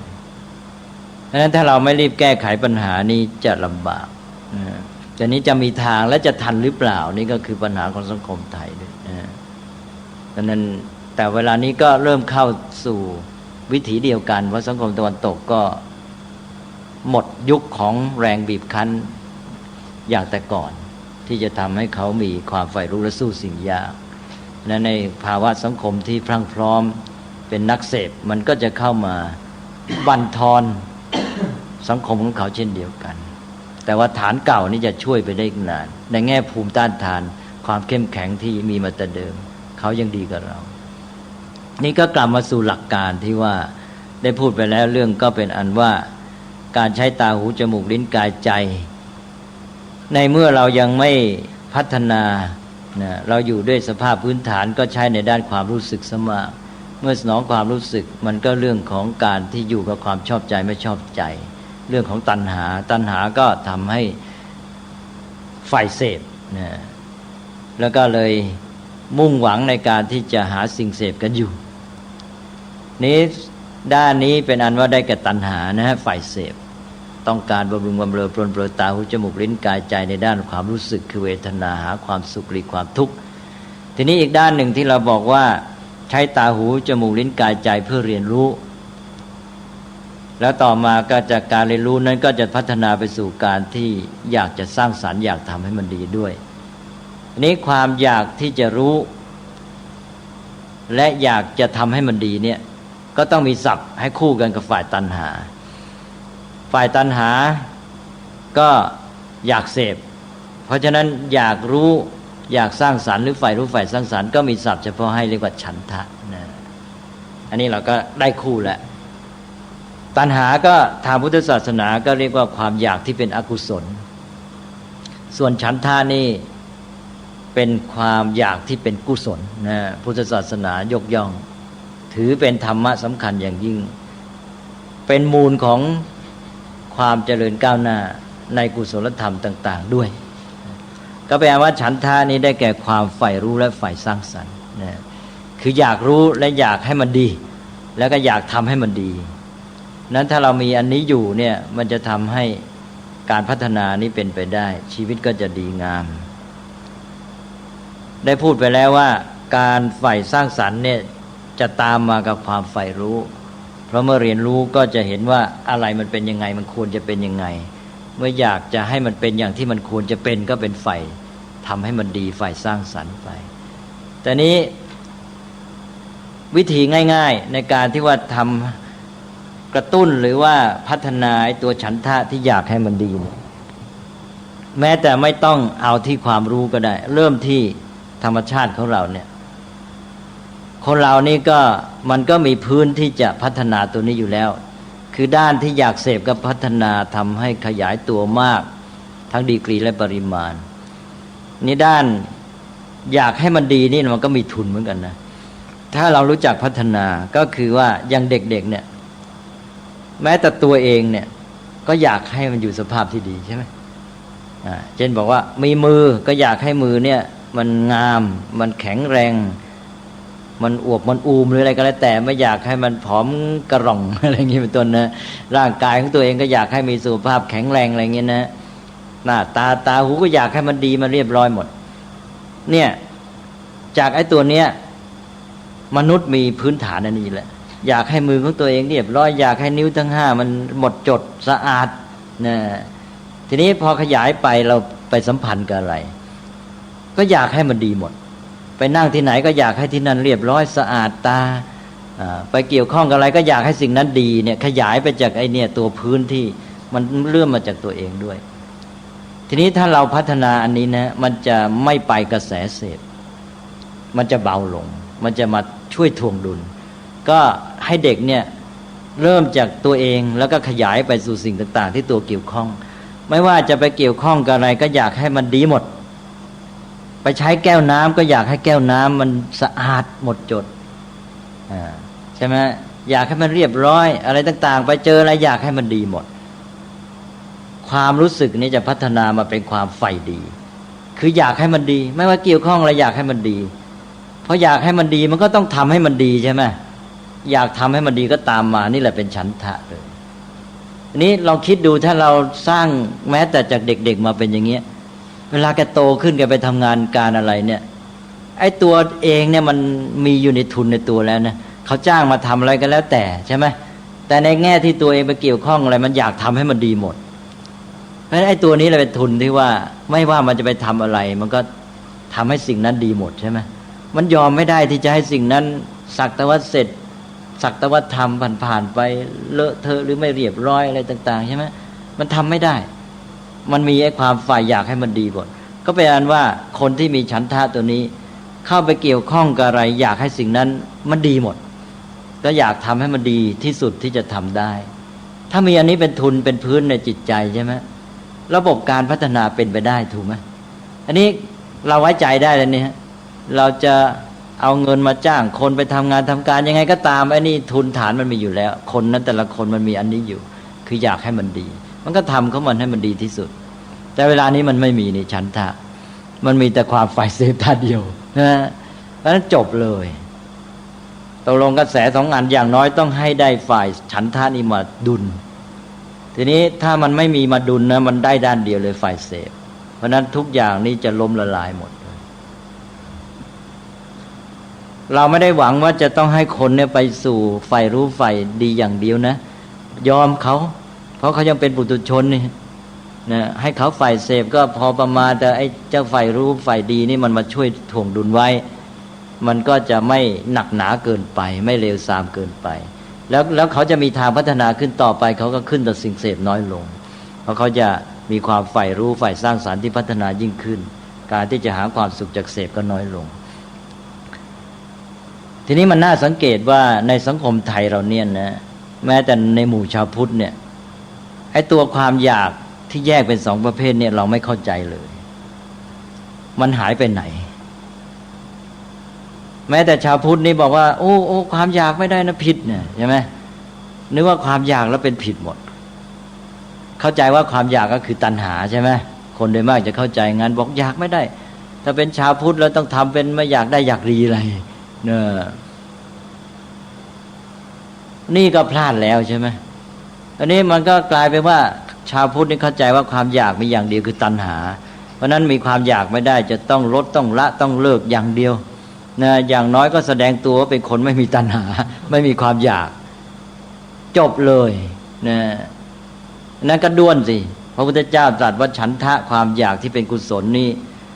เป็นมูลของกุศลธรรมเราจะพัฒนาในธรรมะได้ปฏิบัติไปได้มันต้องมีเจ้าตัวความอยากใฝ่รู้ใฝ่ดีนี่มานะคือฉันทะนี้นี่ก็เป็นข้อสังเกตอันหนึ่งเพราะคนไทยเข้าใจไปว่าความอยากนี้เป็นตัณหาเป็นเรื่องอยากเสพอย่างเดียวหมดแล้วแยกไม่ออกเลยฉะนั้นไปอยากอะไรแต่อะไรที่เป็นดีแกก็เข้าใจเป็นอยากตัณหาหมดฉะนั้นก็ให้ดับหมดให้ละหมดอันนี้สังคมไทยเมื่อไม่ได้หลักอย่างนี้ก็พลาดใช่ไหมเราก็ให้คนเนี่ยร่ำเรียนศึกษาทำการทำงานอะไรต่างๆอยู่ในสังคมนี้โดยมีแรงกระตุ้นอะไรล่ะทีนี้ก็กลายเป็นว่าไม่ได้นะถ้าหากว่าจะปฏิบัติธรรมก็ต้องมาอยากใช่ไหมเมื่อไม่ต้องมาอยากก็หมายความคนที่ปฏิบัติธรรมนี่ก็ต้องไปอีกพวกหนึ่งอย่ามาอยู่ทางโลกไม่ได้เดี๋ยวนี่แยกโลกแยกธรรมแล้วนะคล้ายๆว่าพวกที่ปฏิบัติธรรมนี่ต้องไปมีชีวิตอีกแบบหนึ่งอย่ามายุ่งกับชาวบ้าน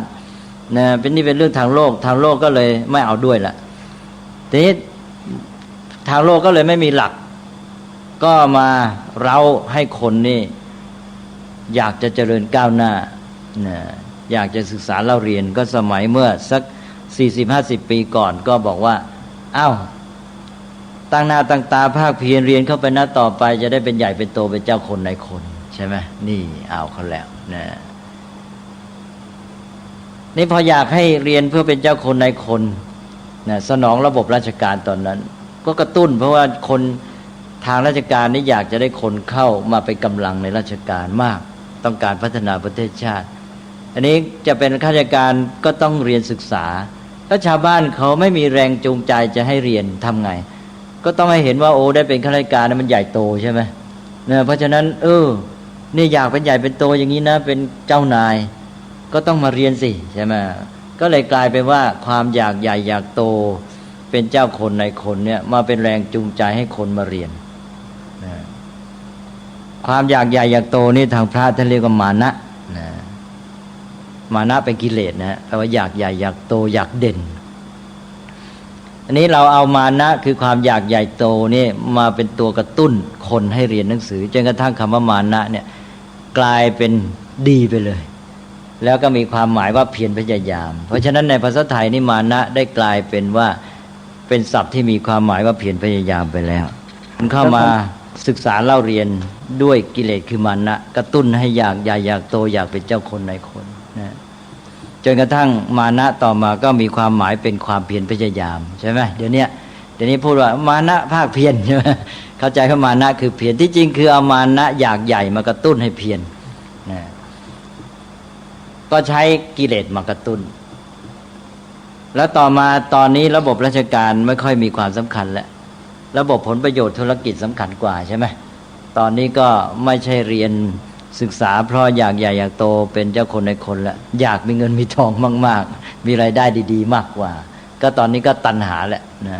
แล้วก็มาเข้ายุคพัฒนาที่กระตุ้นอยากให้แต่ละคนมีทรัพย์สินเงินทองมีวัตถุฟุ่มเฟือยสิ่งของใช้ดีๆใช้ด้วยนะก็ตัณหาก็เข้ามาเด่นเลยในยุคนี้นะก็สังคมไทยก็ในช่วง100 ปีนี้ก็ใช้ตัณหากับมานะแล้วก็เรื่องของฉันทะไม่รู้เรื่องเลยนะแล้วก็นึกว่าคนที่ไม่อยากได้อยากดีก็เข้าวัดไปอย่ามายุ่งกับชาวบ้านนะแล้วก็เป็นอันว่าถ้าหากว่าเป็นทางธรรมมันก็อยากไม่ได้เป็นตัณหาผิดต้องดับต้องละหมดนี่คือความคลาดเคลื่อนต่างๆที่เสียหมดเลยนะอันนี้เราก็จะมีคนที่อยากจะเข้าเรียนหนังสือโดยต้องดูว่าอาชีพไหนจะให้รายได้ดีที่สุดใช่ไหมเรียนไปโดยมุ่งหวังได้รายได้ตอบแทนเมื่อจบการเรียนแล้วแต่ไม่ได้เรียนเพราะชอบวิชาการนั้นนะอันนี้ก็เป็นระบบผลประโยชน์เขามองไม่เห็นว่าไอ้ตัวแรงจูงใจที่จะทำให้เกิดการพัฒนาที่แท้มันอยู่ที่ไหนเช่นว่าเมื่อจะเรียนอาชีพไหนได้รายได้ที่สุดเนี่ยตอนระยะที่แล้วมานี่อาชีพแพทย์ก็เด่นมากถูกไหมเด่นที่สุดเลยในสังคมไทยเพราะว่าเป็นแหล่งรายได้ที่ดีที่สุดคนก็แย่งกันเข้ามาเรียนโดยไม่คำนึงว่าไอ้ตัวเองเนี่ยชอบการเป็นแพทย์หรือเปล่าอยากรักษาคนหรือเปล่าอยากให้คนมีสุขภาพดีหรือเปล่าทีนี้ตอนนี้ที่ว่าเราต้องจับจุดให้ได้ว่าแล้วไอ้ตัวฉันทะเนี่ยคืออะไรเราเจอแล้วนะอยากได้รายได้มากๆผลประโยชน์ตอบแทนของตัวก็ตัณหาใช่ไหมทีนี้ฉันทะเป็นตัวที่แท้ที่จะสร้างสรรค์คืออะไรฉันทะมันก็ความอยากให้มันดีอยากได้ผลที่ตรงกับเหตุของการกระทำนั้นเมื่อเห็นว่าการกระทำนั้นเป็นสิ่งที่ดีวิชาแพทย์เป็นสิ่งที่ดีเพราะอะไรเพราะว่าวิชาแพทย์นั้นจะช่วยให้คนหายโรคภัยไข้เจ็บทำให้คนมีสุขภาพดีถูกไหมนี่คือชอบวิชาแพทย์โดยฉันทะคืออยากให้มันดีคืออยากให้คนหายโรคหายภัยอย่างนี้เรียกว่าฉันทะทีนี้ถ้าใครมาเรียนวิชาแพทย์เพราะว่าตนเองอยากจะช่วยรักษาคนอยากให้คนหายเจ็บหายป่วยอยากจะให้คนไทยมีสุขภาพดีเป็นต้นอยากให้สังคมไทยนี้มีภาวะของสุขภาพที่ดีนะอย่างนี้เรียกว่ามีฉันทะใช่ไหมนะอันนี้ในสังคมไทยนี้อันนี้แทบจะหายไปเลยไม่ว่าจะเรียนอะไรก็มุ่งแต่รายได้เพราะฉะนั้นจะมีคนเพียงน้อยคนที่มันติดมาโดยปัจจัยอย่างอื่นที่ว่าสังคมไม่ได้ช่วยอะไรเขาเท่าไหร่แต่ว่ามันมีมาติดตัวที่มีบ้างถ้าไม่มีคนประเภทนี้เลยสังคมไปไม่รอดหรอกใช่ไหมสังคมที่มีฉันทะมีอยู่แม้เขามาเรียนแพทย์เนี่ยเขาก็มีใจที่รักเพื่อนมนุษย์อยากจะช่วยเหลือเพื่อนมนุษย์ให้มีสุขภาพดีนี่ตัวฉันทะนี่สิฉันทะต่างหากที่จะทำให้สังคมนี่มันพัฒนาไปได้ในมีสันติสุขได้ใช่ไหมแต่นี้ในเมื่อส่วนใหญ่มันถูกครอบงำด้วยตัณหาและมานะ มันก็ต้องเสื่อมนะทีนี้เวลานี้กระแสของตัณหามันยิ่งแรงใหญ่กระแสฉันทานี่อ่อนใช่ไหมเพราะนั้นก็ในการทำงานทั่วไปคนก็จะไม่ใส่ใจเรื่องตัวงานที่แท้ว่ามันจะดีหรือไม่แต่ว่ามองที่ผลประโยชน์แล้วคนที่ไปเรียนไปศึกษาก็มองแต่ว่าผลตอบแทนรายได้ผลประโยชน์ข้างหน้าไม่ได้นึกถึงไอ้ตัวสิ่งที่ตัวกระทำแท้ๆว่าไอ้ที่จริงสิ่งที่ตัวทำนั้นมันเพื่อผลอะไรแท้ๆที่ตรงตามธรรมชาติของมันนั้นตอนนี้เราก็จะมาแยกว่าความแตกต่างในการต้องการผลระหว่างฉันทะกับตัณหาตัณหาจะต้องการสิ่งเสพไอ้สิ่งเสพนี่คือการได้มานะมันจะอยากได้อยากเอามันไม่ไปเกี่ยวกับการทำเหตุนะมันไม่ต้องการทำเหตุเพื่อให้เกิดผลอย่างใดอย่างหนึ่งมันต้องการแต่จะได้สิ่งเสพมาเลยถ้าสำเร็จรูปยิ่งดีใช่ไหมสิ่งเสพสำเร็จรูปมาก็ปลนเปลือยตัวเองมันอยากได้อยากเอานะมันไม่ได้อยากทำแต่ทีนี้อีกอันหนึ่งก็คือว่าคนที่ต้องการให้อะไรอย่างใดอย่างหนึ่งมันดีเนี่ยมันต้องอยากรู้และอยากทำเหตุที่จะให้มันดีใช่ไหมอันนั้นพวกนั้นจึงไปเกี่ยวข้องกับการกระทำเพราะนั้นพวกตัณหานี่อยากได้อยากเอาเพราะมันต้องการเสพแต่ว่าพวกฉันทานี่จะมีการอยากทำทีนี้อยากทำก็คือทำเหตุเพื่อให้เกิดผลนั้นที่ต้องการนะเช่นว่าเขาต้องการความสะอาดความสะอาดนี่เป็นสิ่งดีใช่ไหมนี่คือฉันทะต้องการฉันทะอยากให้สะอาดการกวาดเป็นเหตุให้สะอาด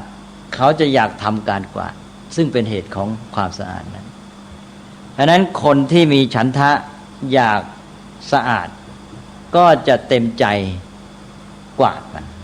แล้วจะมีความสุขในการกวาดด้วยเชื่อไหมนะคนอยากสะอาดจะกวาดจะเช็ดเองเลยแล้วทำไปจนกว่ามันจะสะอาดถ้าไม่สะอาดไม่ยอมหยุดถูกไหมนี่คือตรงนี่เหตุผลที่ตรงกันความอยากแบบนี้เป็นฉันทะอยากได้ผลที่ดีงามคือความสะอาดแล้วก็ทำให้ต้องทำเหตุของมันเมื่อเขาทำเหตุนั้นเขารู้ว่าเป็นไปเพื่อผลที่ดีที่ต้องการเขามีความสุขในการกระทำแล้วเขาเต็มใจทำทีนี้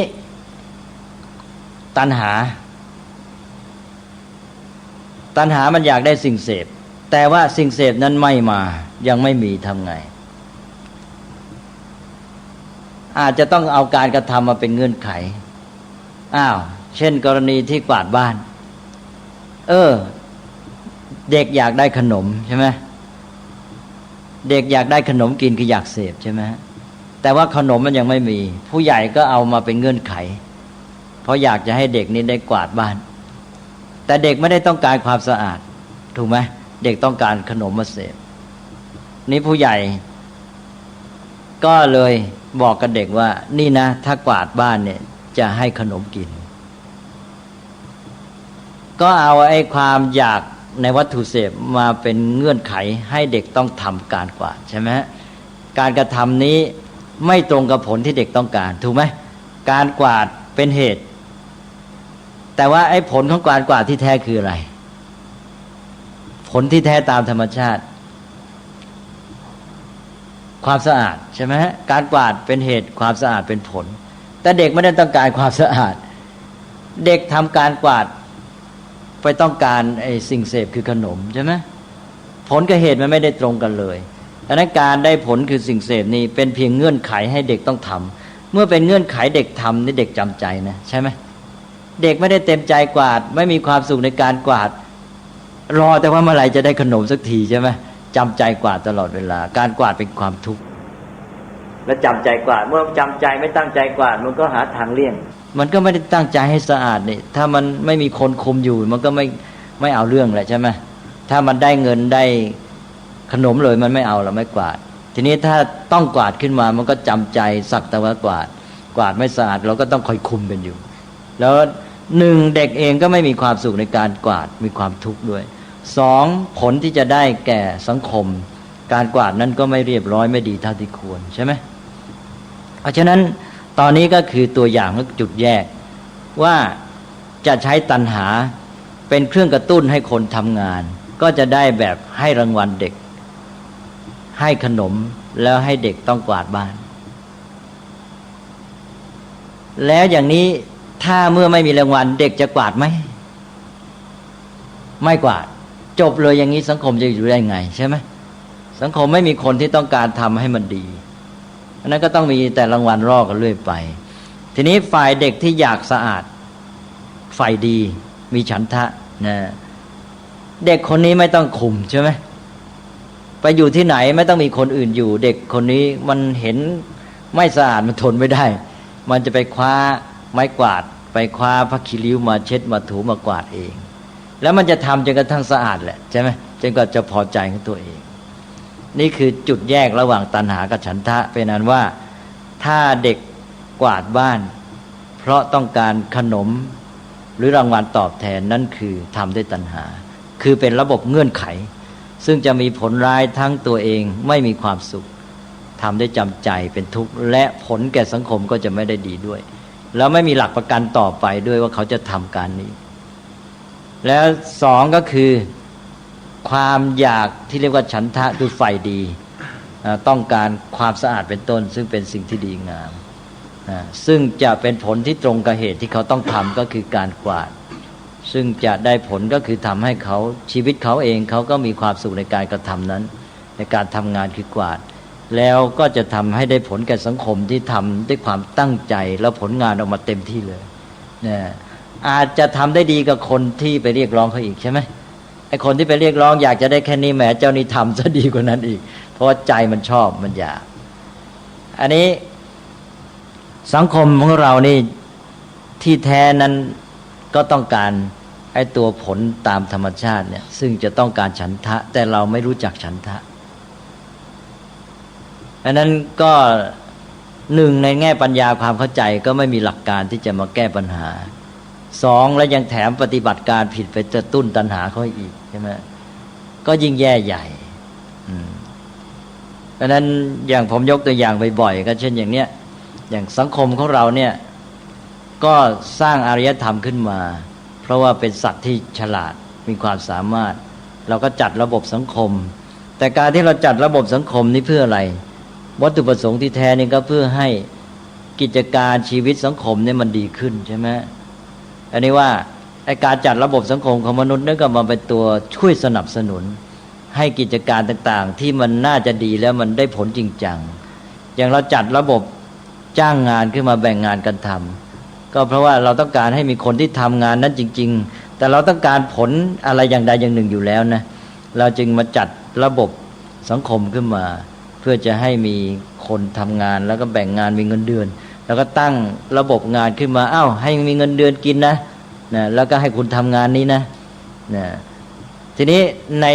ภาวะอย่างนี้มันก็มีเรื่องซ้อนเข้ามาที่เราจะต้องทำความเข้าใจ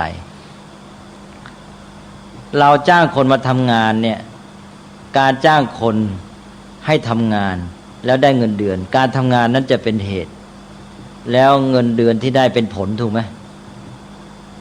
เราจะเห็นชัดว่าเกิดเป็นกฎขึ้นมาเลยเป็นกฎก็คือว่าการทำงานเป็นเหตุการได้เงินเดือนเป็นผลยกตัวอย่างเช่นว่าจ้างคนทำสวนใช่ไหมยกตัวอย่างนี้บ่อยที่สุดจ้างคนทำสวนการทำสวนเป็นเหตุเงินเดือน 5,000 บาทเป็นผลถูกไหมอันนี้เป็นกฎแล้วนะเห็นความเป็นเหตุเป็นผลชัดเจนกฎนี้เป็นกฎที่มนุษย์สร้างขึ้นนะเป็นความจริงนะจริงไหมจริงจริงทำไมยังไม่จริงล่ะก็ทำสวนเป็นเหตุได้เงินเดือน 5,000 บาทเป็นผลก็ทำสวนเป็นเหตุก็ได้เงินเดือนจริงๆแต่จริงแท้ไหมจริงแน่ไหมไม่จริงแน่เพราะว่าการทำสวนนั้นเงินมันไม่ได้เกิดขึ้นมามันต้องมีคนมาให้แต่ว่าอะไรที่ทำให้เกิดเป็นกฎขึ้นมาได้สำเร็จก็คือการยอมรับร่วมกันการยอมรับร่วมกันหรือข้อตกลงร่วมกันอันนี้ภาษาพระเรียกว่าสมมติ สมมติมาจากคำว่าสังบวกมติมติแปลว่าการยอมรับการรู้หรือข้อตกลงแล้วก็สังร่วมกันเพราะนั้นสมมติแปลว่าการยอมรับร่วมกันหรือการรู้ร่วมกันหรือข้อตกลงร่วมกันด้วยสมมติคือการยอมรับร่วมกันนี่แหละกฎมนุษย์จึงมีขึ้นได้และเป็นอยู่ได้ใช่ไหมฉะนั้นการทำสวนเป็นเหตุการได้เงินเดือน 5,000 บาทเป็นผลนะใช่แต่ว่าถ้าไม่มีสมมติคือการยอมรับนี่กฎนี้หายไปใช่เปล่าจริงไหมกฎนี้ไม่มีหรอกถ้าหากว่าไม่มีการยอมรับเอาคุณมาทำสวน1 เดือนแล้วฉันไม่ยอมรับฝ่ายนายจ้างไม่ยอมรับด้วยเงินเดือนไม่มาถูกไหมตกลงว่ากฎของมนุษย์เนี่ยที่สร้างขึ้นในสังคมเนี่ยเป็นความฉลาดของมนุษย์แต่ว่ามันเป็นเพียงกฎสมมตินะคือตั้งอยู่บนฐานของการยอมรับร่วมกันไม่ได้มีจริงในธรรมชาตินี่มนุษย์จำนวนมากปัจจุบันได้หลอกตัวเองนึกว่ากฎนี้เป็นความจริงถ้าเขาไม่หลอกตัวเองเขาจะต้องถามต่อว่าแล้วที่จริงที่เราตั้งกฎมนุษย์ขึ้นมาซึ่งมันไม่มีความจริงแท้ในธรรมชาติมันตั้งขึ้นมาเพื่ออะไรตั้งขึ้นมาเพราะเราต้องการอะไรอย่างหนึ่งที่ซ้อนอยู่ต้องการอะไรเราต้องการผลที่เป็นความจริงแท้สิผลที่เป็นความจริงแท้ตามกฎธรรมชาติมีอยู่ซ้อนอยู่เบื้องหลังไอ้กฎมนุษย์นี้อะไรผลที่เราต้องการแท้จริงจากการทำสวนเป็นเหตุนี้คืออะไรผลตามกฎธรรมชาติของการทำสวนคืออะไรการทำสวนเป็นเหตุอะไรเป็นผลนะฮะต้นไม้เจริญงอกงามถูกไหมฮะไม่ว่าต้นไม้อะไรก็แล้วแต่การทำสวนเป็นเหตุต้นไม้เจริญงอกงามเป็นผลถูกไหมอันนี้เป็นกฎธรรมชาติไม่มีทางคัดค้านได้นะทีนี้เพราะเราต้องการผลเนี่ยสังคมต้องการผลอันนี้คือต้องการให้สวนเจริญงอกงามที่เป็นผลตามกฎธรรมชาติเราจะต้องมีการทำสวนเป็นเหตุแต่ทำไงจะให้มีการทำสวนกันอย่างจริงจังมนุษย์ฉลาดก็ตั้งระบบในสังคมขึ้นมาก็ตั้งกฎมนุษย์เข้าไปว่าคุณมาตั้งใจทำสวนนี่นะคุณไม่ต้องไปห่วงกังวลเรื่องการทำมาหากินแล้วมีเงินใช้ฉันให้เงินเดือนคุณ 5,000 บาทแล้วคุณไม่ต้องไปห่วงคุณตั้งใจทำไปแต่ทีนี้ถ้าหากว่า2 กฎนี้มันสอดคล้องกันดีก็หนุนกันใช่ไหมกฎมนุษย์ก็คือการทำสวน1 เดือนได้เงินเดือน 5,000 บาทเนี่ยจะมาสนับสนุนช่วยให้กฎธรรมชาติที่ว่าการทำสวนเป็นเหตุต้นไม้เจริญงอกงามเป็นผลเนี่ยได้สำเร็จผลอย่างดีใช่ไหมเพราะว่าไอ้คนทำสวนนั้นเขาไม่ต้องกังวลเรื่องการเป็นอยู่เขาก็ตั้งใจทำแต่ว่าทีนี้คนทำสวนนี่ก็มีในใจของตัวเองว่าจะมีตัณหาหรือฉันทะเอาละสิทีนี้ถ้าคนทำสวนมีแต่ตัณหาก็ต้องการเงินเดือน 5,000 บาทอย่างเดียวถูกไหมถ้าคนทำสวนต้องการเงินเดือน 5,000 บาทอย่างเดียวต้องการผลประโยชน์ตามกฎมนุษย์แกไม่ต้องการทำสวนใช่ไหมการทำสวนก็จะเป็นการฝืนใจแกเพราะฉะนั้นแกจะทำสวนด้วยความทุกข์2แกพยายามเลี่ยงนั่นไม่เต็มใจทำเลี่ยงงานหลบงานทำน้อยๆอะไรต่างๆเหล่านี้ผลก็คือไม่ได้ผลดีเท่าที่ควรนะ1ใจตัวเองก็ไม่มีความสุขจริง2ก็คือผลแก่สังคมก็ไม่ได้ทีนี้ถ้าคนทำสวนนี้ยังอยู่กับความเป็นจริงของกฎธรรมชาติแกก็จะมีฉันทะก็คืออยากให้ต้นไม้งอกงามใช่ไหมทีนี้ถ้าคนสวนนี่รักต้นไม้อยากให้ต้นไม้เจริญงอกงามการทำสวนเป็นเหตุต้นไม้เจริญงอกงามเป็นผลนี่ตรงกันเมื่อแกอยากให้ต้นไม้เจริญงอกงามแกก็อยากทำสวนแน่นอนใช่ไหมแกก็อยากจะไปขุดดินปลูกต้นไม้อยากจะไปพรวนดินอยากจะรดน้ำคอยดูว่ามันงามไหมมันเฉาไหมใบมันเขียวไหมมันผลิแตกดีไหมอะไรมีผลดกไหมแกจะเอาใจใส่ใช่ไหมแล้วแกก็จะตั้งใจทำการที่อยากได้ผลที่ตรงตามกฎธรรมชาติที่ตรงตามเหตุของกฎธรรมชาตินั้นเรียกว่าฉันทะคืออยากให้ต้นไม้เจริญงอกงามอยากให้มันดีนั่นเองนั่นคือฉันทะถ้ามีตัวฉันทะปั๊บก็แปลว่าคนทำสวนนี่เราได้ความมั่นใจว่าแกจะทำงานได้ดีแล้วกฎมนุษย์คือได้เงินเดือน 5,000 บาทก็จะมาเป็นตัวสนับสนุนช่วยแต่ถ้าฉันทะไม่มีแต่ตัณหาอะไรจะเกิดขึ้น ก็ยุ่งเลยใช่ไหมนะนั่นเองก็ไม่ตั้งใจทำงานนอกจากตัวเองใจก็ไม่สบายในการทำงานมีความทุกข์แล้วก็ผลแก่สังคมก็ไม่ได้นั้นต่อไปก็อะไรต่ออะไรก็เรรวนหมดนะก็ต้องจ้างคนคุมให้หนักเข้าไปใช่ไหมไอ้คนคุมเองก็ไม่มีฉันทะอีกก็ไปกันใหญ่เลยนั้นตกลงที่เราวางกฎมนุษย์ขึ้นมาเนี่ยเพื่อสนับสนุนเหตุผลตามกฎธรรมชาติมนุษย์ฉลาดอย่างนี้แต่นี้มนุษย์กลับมาแปลกแยกจากธรรมชาติซะเองก็เลยมีแต่ตัณหาไม่มีฉันทะพอมนุษย์เอาแต่ตัณหาปั๊บก็ไปอ่านว่าอารยธรรมเริ่มเสื่อมมนุษย์ที่สร้างสรรค์อารยธรรมมาแม้แต่อารยธรรมที่ว่าผิดเนี่ยสร้างมาได้ด้วยฉันทะเท่านั้นนะด้วยความใฝ่รู้ใฝ่สร้างสรรค์ดังนั้นสังคมตะวันตกนี่เราต้องยอมให้เหมือนกันแม้เขาจะพลาดในแง่จุดหมายระยะยาวและแรงจูงใจและทิฏฐิพื้นฐานผิดหมดแต่ในแง่ของระหว่างเนี้ยเขาได้สร้างไอ้พื้นเพสะสมทุนในทางแม้แต่นิสัยใจคอที่ดีพอสมควรก็ไปอ่านว่านี่ก็คือเรื่องของฉันทะและตัณหานะฮะคิดว่าคงแยกได้ชัดท่านจักรพันธ์ชัดไหมครับชัดนะไปอ่านว่าถ้าแม้แต่ทำสวนเนี่ยเราก็ต้องการให้คนมีฉันทะแล้วฉันทะนั้นจะเป็นฐานที่มั่นคงที่สุดเลยแล้วกฎมนุษย์ก็จะมาเป็นตัวหนุนสังคมมนุษย์ที่ฉลาดมีอารยธรรมนั้นเก่งในการวางระบบและสร้างกฎมนุษย์ขึ้นมาแต่ว่าต้องมีปัญญาที่จะเข้าถึงตัวสาระที่แท้คือว่าที่แท้ที่เราวางกฎมนุษย์เป็นอารยธรรมนี้ก็เพื่อไปหนุนในความจริงความดีงามที่ต้องการนั้นใช่ไหมถ้ากฎมนุษย์คือการทำสวนเป็นเหตุได้เงินเดือน 5,000 บาทเป็นผลเนี่ยไปช่วยหนุนฉันทะเข้าใช่ไหมให้ฉันทะนี่มันทำงานได้ผลเนี่ยมันดีแน่ๆเลยแต่เวลานี้มันขาดตอนมันเหลือแต่ตอนตัณหาอย่างเดียวใช่ไหมเหลือแต่กฎมนุษย์ให้กฎธรรมชาติมันไม่เอาดังนั้นก็หมดเลยพังหมดเลยนะเรียนแพทย์มาไม่คิดไม่มีความตั้งใจดีต่อคนไข้ไม่คิดจะรักษาคนไข้ให้หายใช่ไหมเอาแต่ผลประโยชน์แล้วทีนี้ชีวิตเขาจะเป็นไงจะตายยังไงช่างมันใช่ไหมแต่เรายังมีแพทย์ที่ดีเยอะอยู่แต่ต่อไปเนี่ยน่ากลัวมากยิ่งขึ้นนะถ้าตัณหามาครอบงำสังคมยิ่งขึ้นเนี่ยไอ้ฉันท่ามันจะหมดลงไปทุกทีอันนี้ก็กลับมาหาหลักฉันท่านี้จึงเป็นสำคัญมากนะต้องระวังอย่าไปตัดไม่ให้คนอยากต้องแยกว่าอยากที่ผิดคืออยากได้ตัณหาและอยากที่ถูกเป็นกุศลคืออยากได้ฉันทะแล้วก็บอกว่าอยากได้ฉันทะคืออยากรู้อยากเข้าถึงความจริงอย่างหนึ่งเรียกว่าใฝ่รู้และอยากให้มันดีอยากทำให้มันดีเรียกว่าใฝ่สร้างสรรค์อันหนึ่งซึ่งด้านนี้ที่เราต้องการที่มนุษย์จะมีชีวิตที่ดีงามและสร้างสังคมที่มีสันติสุขขึ้นมาได้อันนี้พระพุทธเจ้าก็ตรัสบอกว่าฉันทะความอยากรู้อยากดีใฝ่รู้ใฝ่สร้างสรรค์นี่แหละเป็นรุ่งอรุณของการศึกษาเป็นแสงเงินแสงทองของชีวิตที่ดีงามถ้าตัวนี้เริ่มมาเมื่อไหร่ก็หวังได้ว่าคนนั้นจะมีชีวิตที่ดีงามก้าวหน้าเจริญไปแล้วก็จะพัฒนาได้นะ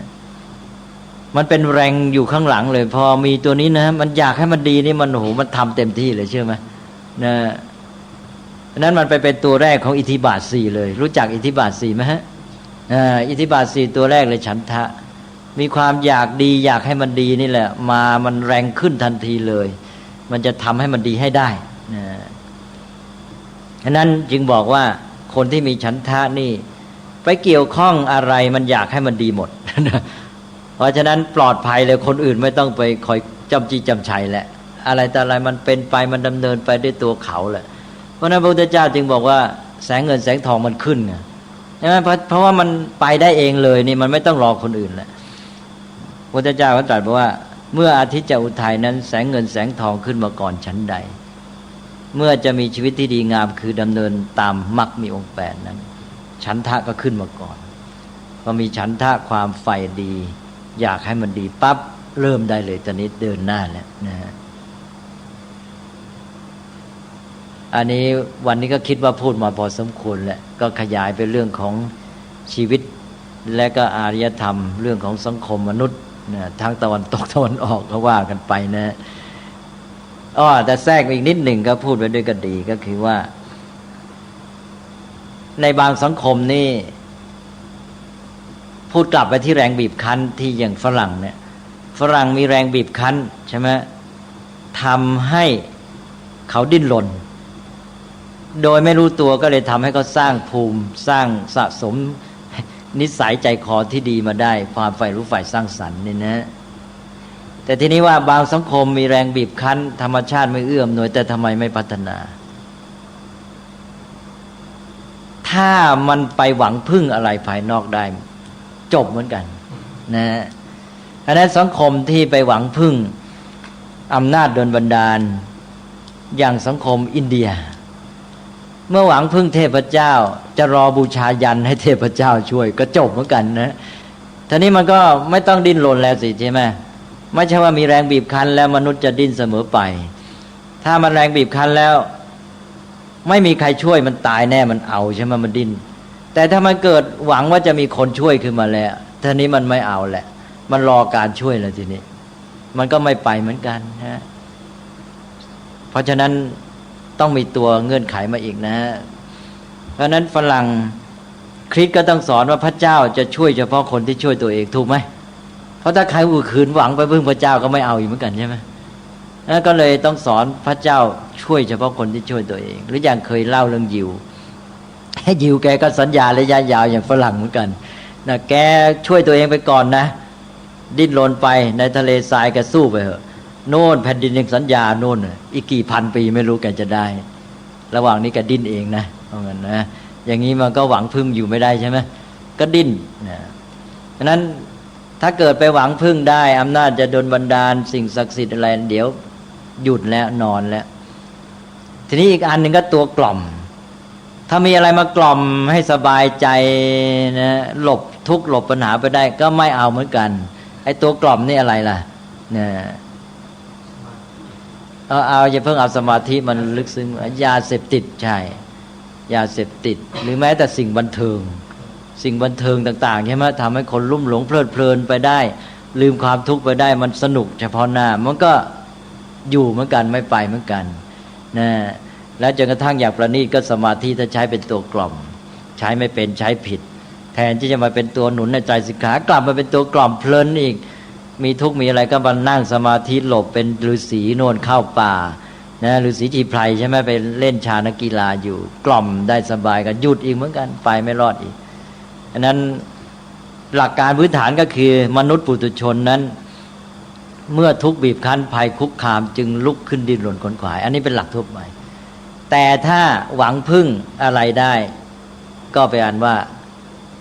หยุดเหมือนกันแล้วก็ถ้ามีอะไรมากล่อมก็อาจจะหยุดอีกใช่ไหมฉะนั้นจึงต้องมองหลายแง่นะเพราะนั้นสังคมต่างๆก็จึงมีความแตกต่างกันอย่างที่ว่ามาก็วิเคราะห์สังคมไทยเอาเองก็แล้วกันว่าเราเนี่ยเป็นยังไงใช่ไหมในแง่ทุกบีบคั้นภัยคุกคามเราน้อยเสร็จแล้วเรามีอะไรเรามีไอ้ลัทธิหวังพึ่งเข้ามาอีกมาช่วยอีกนะแล้วยังมีสิ่งกล่อมเข้ามาอีกนะดังนั้นก็เลยไม่ค่อยจะดิ้นรนขนขวายแล้วก็จะอ่อนแอด้วยมีอะไรสงสัยไหมครับเรียนด้วยคุณอาจารย์ครับสังคมไทยยุคนี้ทั้งหัวและหางเละเทะนะครับตั้งแต่นายกรัฐมนตรีรัฐบาลข้าราชการแพทย์ครูตำรวจสื่อมวลชนพระชาวบ้านนักเรียนเยาวชนเด็กตกเป็นทาสของสังคมวัตถุแล้วจะมีทางออกไหมครับคือว่าสังคมที่มีแต่คนเลวมากกว่าคนดีก็มันเป็นนักเสพทั้งนั้นใช่ไหมสังคมไทยตอนนี้ต้องยอมรับเลยนะเชื่อไหมเป็นนักเสพแล้วเนี่ยหาฉันทะแทบจะไม่เหลือเลยนี่ทำกิจการอะไรแต่อะไรมาเดี๋ยวนี้หมดเลยการศึกษาแต่ก่อนยังมีเป็นส่วนสำคัญนะใช่ไหมครูนี่จะเป็นที่เคารพใช่ไหมเดี๋ยวนี้ครูก็เป็นนักเสพอีกเลยหาผลประโยชน์โอ้โหกลายเป็นว่าเอาแม้แต่เอานักเรียนมาเป็นเครื่องมือในการหาเงินหาทองหาผลประโยชน์ไปมันก็จะหมดหลักแล้วก็พระอีกก็แย่อีกใช่ไหมหาเสพอีกโอ้แล้วจะทำไงล่ะต้องช่วยกันมาช่วยกันคิดแต่อย่างน้อยเราต้องเริ่มทำความเข้าใจใช่ไหมการที่จะเปลี่ยนกระแสนี่มันคงต้องใช้เวลานานคือว่าไอ้ตอนที่จะเสื่อม นะสมมติว่าสังคมเนี่ยมันดีพอสมควรคือสังคมดีอุดมคติเนี่ยมันยังไม่ถึงหรอกนะฮะเอาแค่ว่าดีพอสมควรเนี่ยทีนี้ตอนที่มันจะเริ่มเสื่อมมันก็จะเริ่มจากมีกลุ่มย่อยๆหรือแม้แต่เป็นบุคคลเริ่มขึ้นใช่ไหมแล้วก็นิยมตามกันไปตามกันไปตามกันไปพอตามกันไปพอมันเป็นกระแสใหญ่ค่านิยมทั้งหมดมันก็ไปด้วยกันอย่างปัจจุบันทีนี้ในเมื่อกระแสใหญ่มันเป็นฝ่ายเสื่อมทีนี้เราจะแก้มันก็ต้องเริ่มจากจุดย่อยเหมือนกันใช่ไหมก็ต้องเริ่มจากทีละน้อยต้องอดทนต้องใช้เวลานานแต่เราแย่กว่าตอนที่ว่า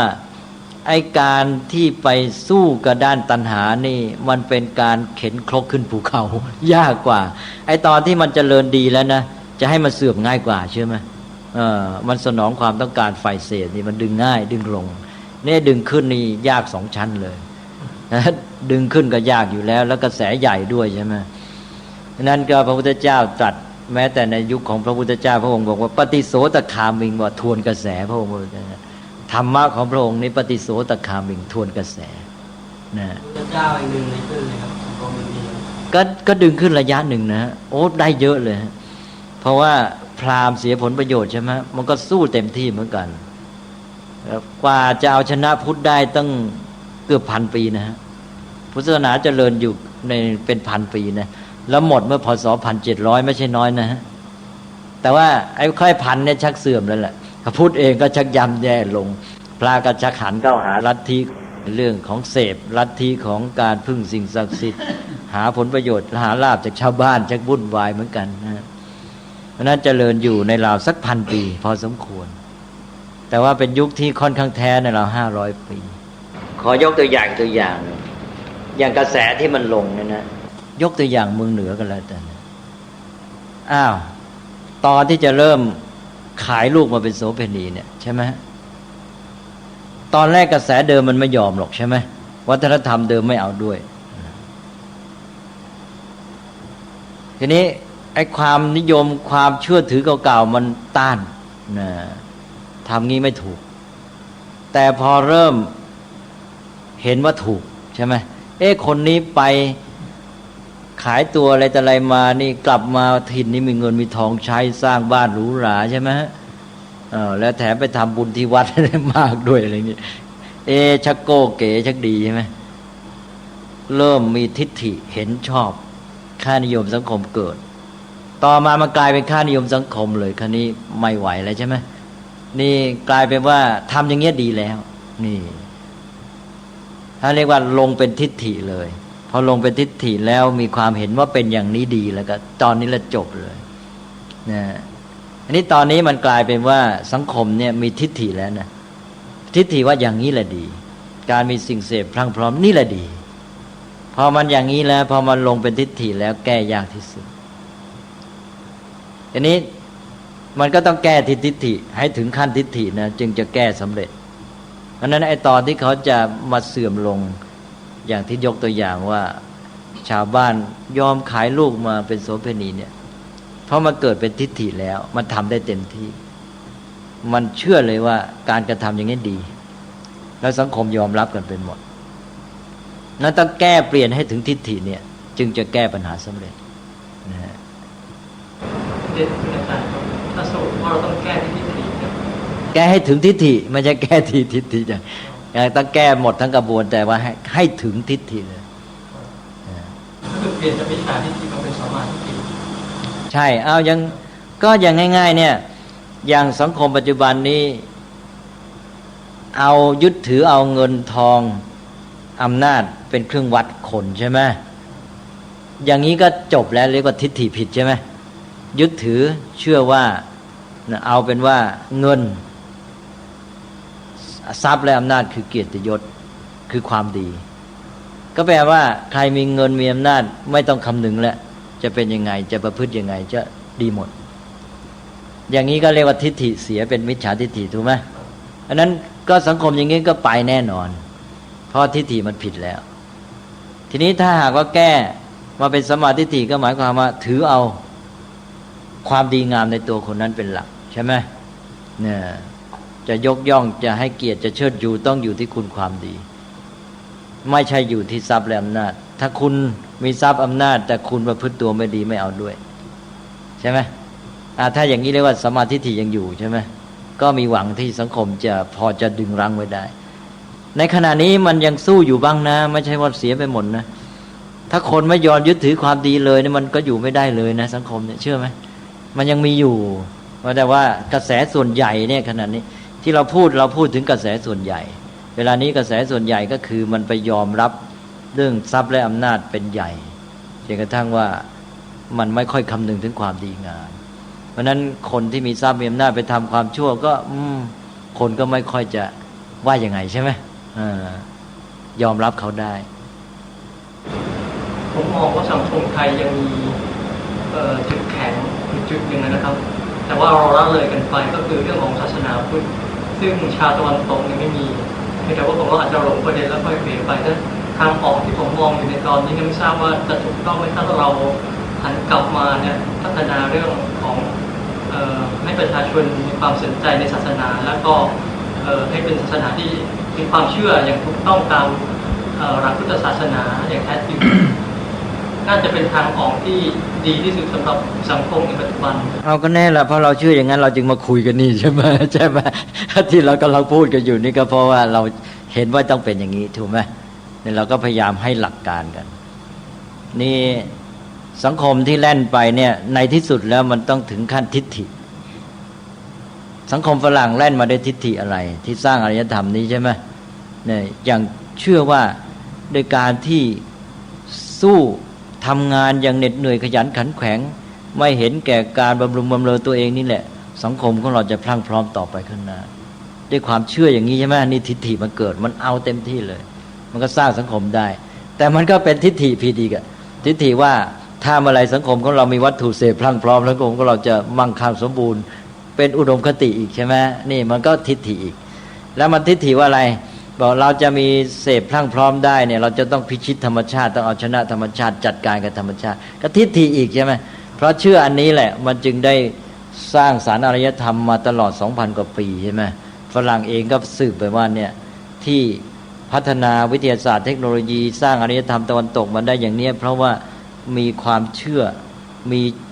ความมุ่งมั่นที่จะชนะธรรมชาติพิชิตธรรมชาติพิชิตธรรมชาติสำเร็จก็จะมีอำนาจที่จะเป็นเหนือธรรมชาติเอาธรรมชาติมารับใช้มนุษย์นะเอามาเป็นวัตถุดิบเข้าโรงงานอุตสาหกรรมผลิตสิ่งเสพให้มนุษย์ก็จะพรั่งพร้อมมีความสุขสบายแต่ทิฏฐิเนี่ยทางนั้นเลยทิฏฐิเนี่ยเป็นตัวนำอารยธรรมทั้งหมดนะหรืออย่างญี่ปุ่นก็ทิฏฐิใช่ไหมความเชื่อว่าญี่ปุ่นต้องเป็นชาติยิ่งใหญ่ที่สุดในโลกนะต้องหนึ่งเดียวอันนั้นจากอันเนี้ยเพื่อจะให้ญี่ปุ่นเป็นหนึ่งเดียวนี่มันทำอะไรก็ได้ใช่ไหมแม้แต่สละชีวิตของตัวเองอันนั้นมนุษย์เนี่ยไม่ไอตัวกระแสที่จะเป็นตัวนำสำคัญเนี่ยก็คือทิฏฐิพออะไรมันลงเป็นทิฏฐิแล้วตอนนี้แหละมันเป็นตัวกำกับวิถีของสังคมและอารยธรรมเลยนี่ถ้าทิฏฐิมันผิดมันก็เสียไม่ระยะสั้นก็ระยะยาวของฝรั่งนี่เสียระยะยาวนะอุตสาห์เป็นแรงที่ทำให้เกิดการสร้างสรรค์มานานเลย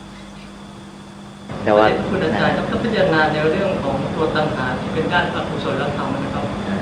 ฝ่ายกุศลธรรมเท่าที่มองนี่นอกจากฉันทะแล้วตัวสันโดษก็เป็นตัวที่ไม่ชัดอาจจะสันโดษจะพูดกันอีกสันโดษมาจากนี่ฉันทะนี่สันโดษเป็นคุณธรรมอีกระดับหนึ่งเป็นคุณธรรมในเชิงที่มาโยงกับเรื่องของวัตถุโดยตรงฉันทะนี่มันกว้างกว่าเยอะฉันทะมันทั้งฝ่ายรู้ฝ่ายดีฝ่ายสร้างสรรค์เลยใช่ไหมมันกว้างไปเยอะแยะนะพัฒนาชีวิตของตัวเองอยากจะมีศีลอยากจะมีพฤติกรรมที่ดีอยากจะมีจิตใจที่งดงามอยากจะมีปัญญาความรู้อะไรมันกว้างไปหมดสันโดษมันแค่การปฏิบัติแต่วัตถุเท่านั้นแหละนะเป็นเพียงด้านหนึ่งเท่านั้นเองเราจะพูดกันต่อไปเพราะว่าเมื่อกี้พูดไปแล้วนี่ว่าตอนที่เราเริ่มพัฒนาเมืองไทยในยุค 2503 เนี่ยนายกรัฐมนตรีถึงกับมีสารไปถึงคณะสงฆ์ว่าขอให้งดอย่าสอนสันโดษนะเพราะแกเข้าใจว่าต้องยุให้คนอยากเสพ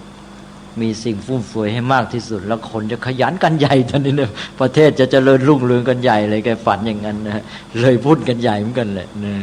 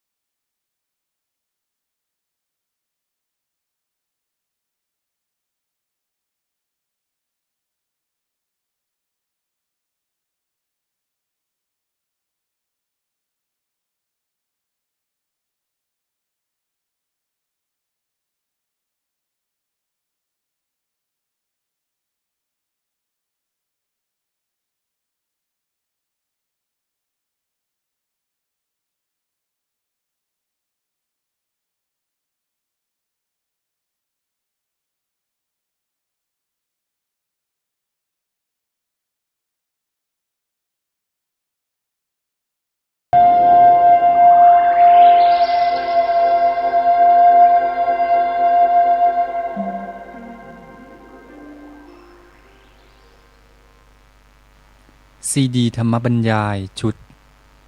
ตามพระใหม่ไปเรียนธรรมโดยพระพรหมคุณาภรณ์ ปอ.ประยุตโต วัดยานเวศกวัน ตำบลบางกระทึก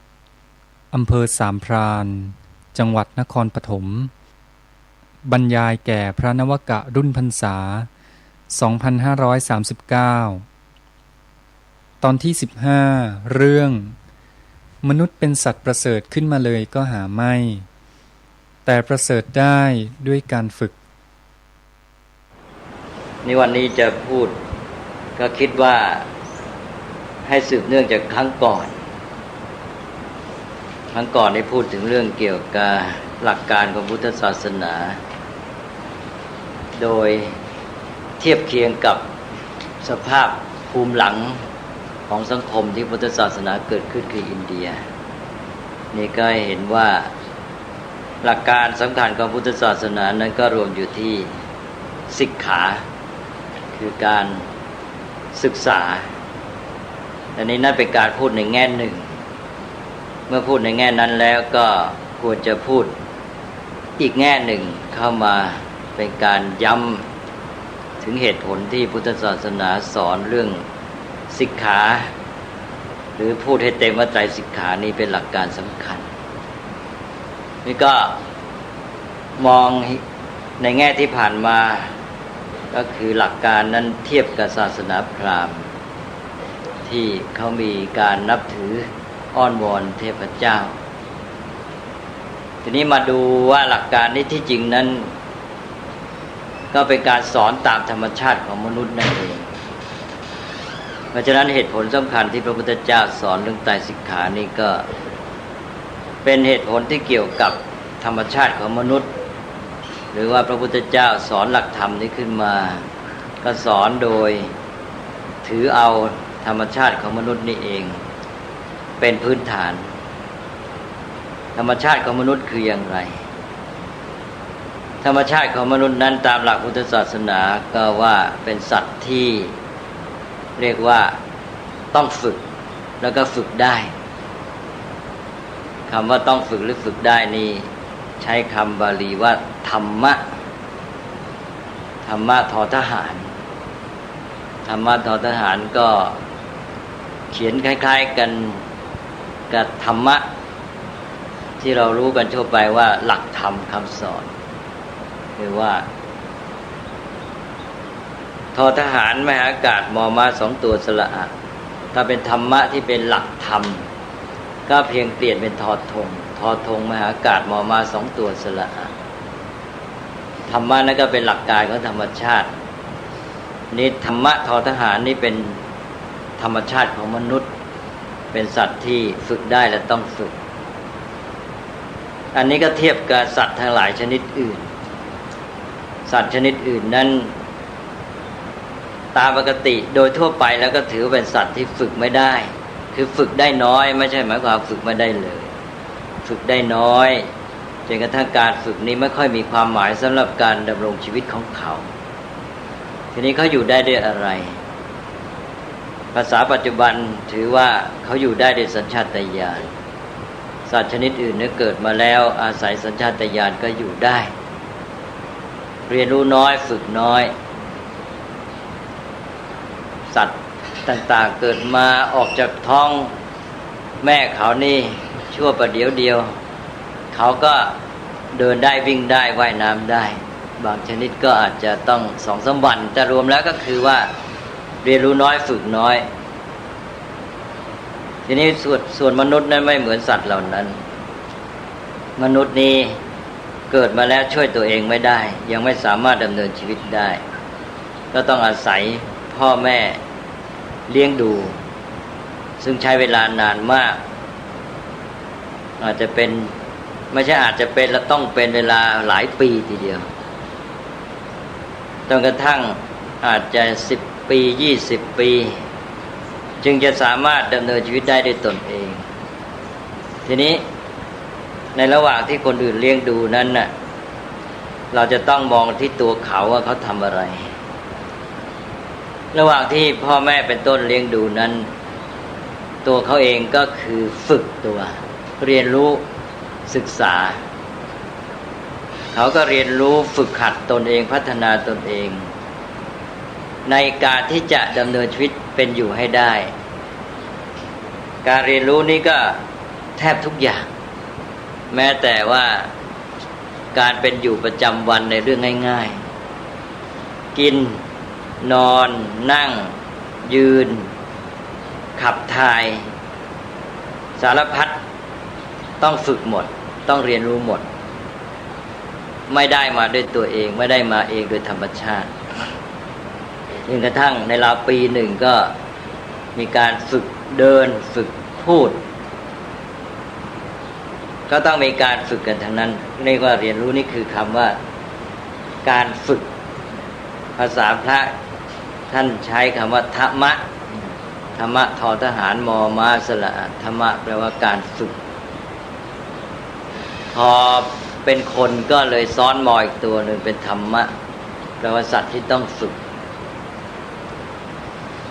อันนี้คำว่าธรรมะฝึกเนี่ย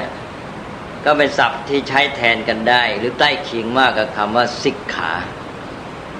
สิกขาก็แปลว่าเรียนรู้ฝึกเหมือนกันแล้วใช้กันได้กับคำว่าพัฒนาก็แปลว่าทำให้เจริญขึ้นมาเพราะนั้นเราจึงแปลกันว่าเรียนรู้ฝึกฝนพัฒนามนุษย์จะเป็นสัตว์ที่ต้องเรียนรู้ฝึกฝนพัฒนาอย่างที่ว่ามาเมื่อเขาฝึกฝนพัฒนาเขาก็สามารถดำเนินชีวิตอยู่ได้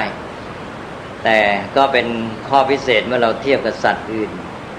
ก็คือว่ามนุษย์นั้นไม่ได้การดำเนินชีวิตมาเปล่าๆแต่ว่าต้องลงทุนด้วยการฝึกฝนเรียนรู้ไม่เหมือนสัตว์ชนิดอื่นที่ว่าการดำเนินชีวิตของเขานั้นได้มาส่วนใหญ่ด้วยสัญชาตญาณเพราะฉะนั้นสัตว์ชนิดอื่นนั้นพอเกิดมาก็เป็นอยู่ได้ง่ายๆเรียนรู้นิดหน่อยเท่านั้นเองสักเดี๋ยวก็ว่ายน้ำได้เดินได้รู้จักหากินช่วยตัวเองได้ถ้าในแง่ของธรรมชาติพื้นฐานอย่างนี้ก็เท่ากับมนุษย์นั้นสู้สัตว์ชนิดอื่นไม่ได้เพราะสัตว์ชนิดอื่นนั้นไม่ต้องฝึกไม่ต้องเรียนรู้ไม่ต้องพัฒนามันก็อยู่ได้โดยสัญชาตญาณส่วนมนุษย์นั้นต้องเรียนรู้ต้องฝึกหัดพัฒนาจึงจะดำเนินชีวิตไปได้มีสัตว์บางชนิดที่ว่าฝึกได้โดยเทียบกับสัตว์ชนิดอื่นแล้วก็ฝึกได้มากหน่อยเช่นช้างม้าลิงเป็นต้นหรือปลาโลมาอย่างนี้นะก็ฝึกได้มากหน่อยสามารถเรียนรู้ได้เยอะแต่ก็มีขีดจำกัดไปไม่ได้ไกลแล้วข้อสำคัญก็คือฝึกตัวเองไม่ได้ต้องอาศัยมนุษย์ฝึกให้ความสามารถนั้นมาอยู่ที่มนุษย์ที่ไปฝึกให้สัตว์อีกทีหนึ่งก็ทำให้ช้างนี่สามารถลากจูงได้ไปรบทำสงครามได้ม้าก็เอามาใช้เป็นพาหนะลิงก็เอาไปเก็บมะพร้าวให้เจ้าของสวนเป็นต้นหรือไปเล่นละครลิงก็รวมแล้วมนุษย์เนี่ยฝึกให้เท่านั้นอันนี้ก็เป็นอันว่าสัตว์นี่เรียนรู้ฝึกหัดพัฒนาได้น้อยแล้วถ้าได้มากหน่อยก็ต้องอาศัยมนุษย์ฝึกให้ถึงจะฝึกอย่างไรก็มีขอบเขตจำกัดไปไม่ได้ไกลก็จบกันแค่นั้นแหละจบแค่มนุษย์ใช้งานแล้วไปเล่นละครสัตว์ไม่ได้ดีไปกว่านั้นทีนี้มนุษย์นี่เสียเปรียบตอนที่ว่าถ้าไม่ฝึกไม่เรียนรู้ก็ไม่สามารถเป็นอยู่ได้ก็จึงเรียกว่าเป็นสัตว์ที่ต้องฝึกแต่ว่าในการที่ต้องฝึกนี่ก็เป็นสัตว์ที่ฝึกได้ด้วย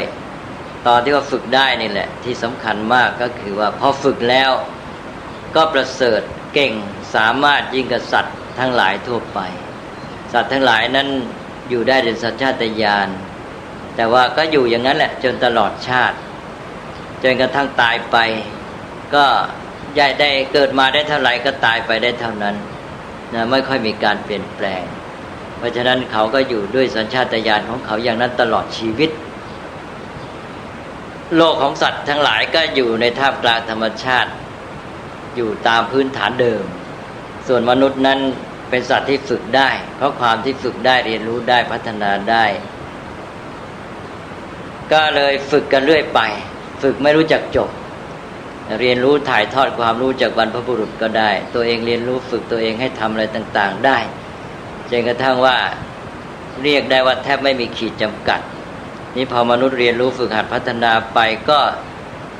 สามารถที่จะมาประดิษฐ์สร้างสรรค์วัตถุต่างๆที่เป็นของเป็นเครื่องมือเครื่องใช้ตลอดจนกระทั่งเป็นเทคโนโลยีก็ทำให้โลกมนุษย์นั้นเจริญก้าวหน้าแล้วก็มีการจัดสรรระบบสังคมความเป็นอยู่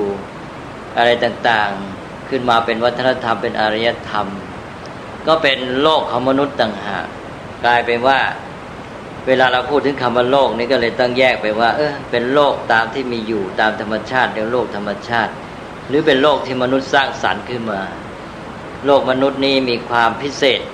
แปลกไปจากโลกของธรรมชาติเป็นอีกโลกหนึ่งเลย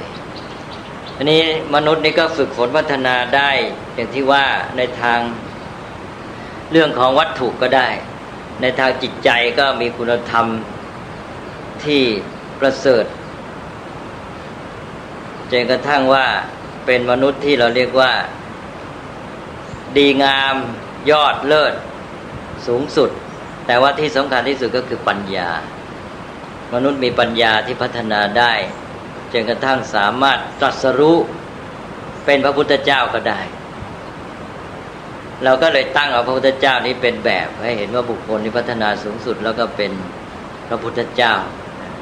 เนี่ยตกลงว่ามนุษย์นี่มีความประเสริฐอยู่ที่ฝึกได้นั้นการที่เป็นสัตว์ที่ฝึกได้นี่แหละเราจึงเรียกว่าเป็นสัตว์ประเสริฐ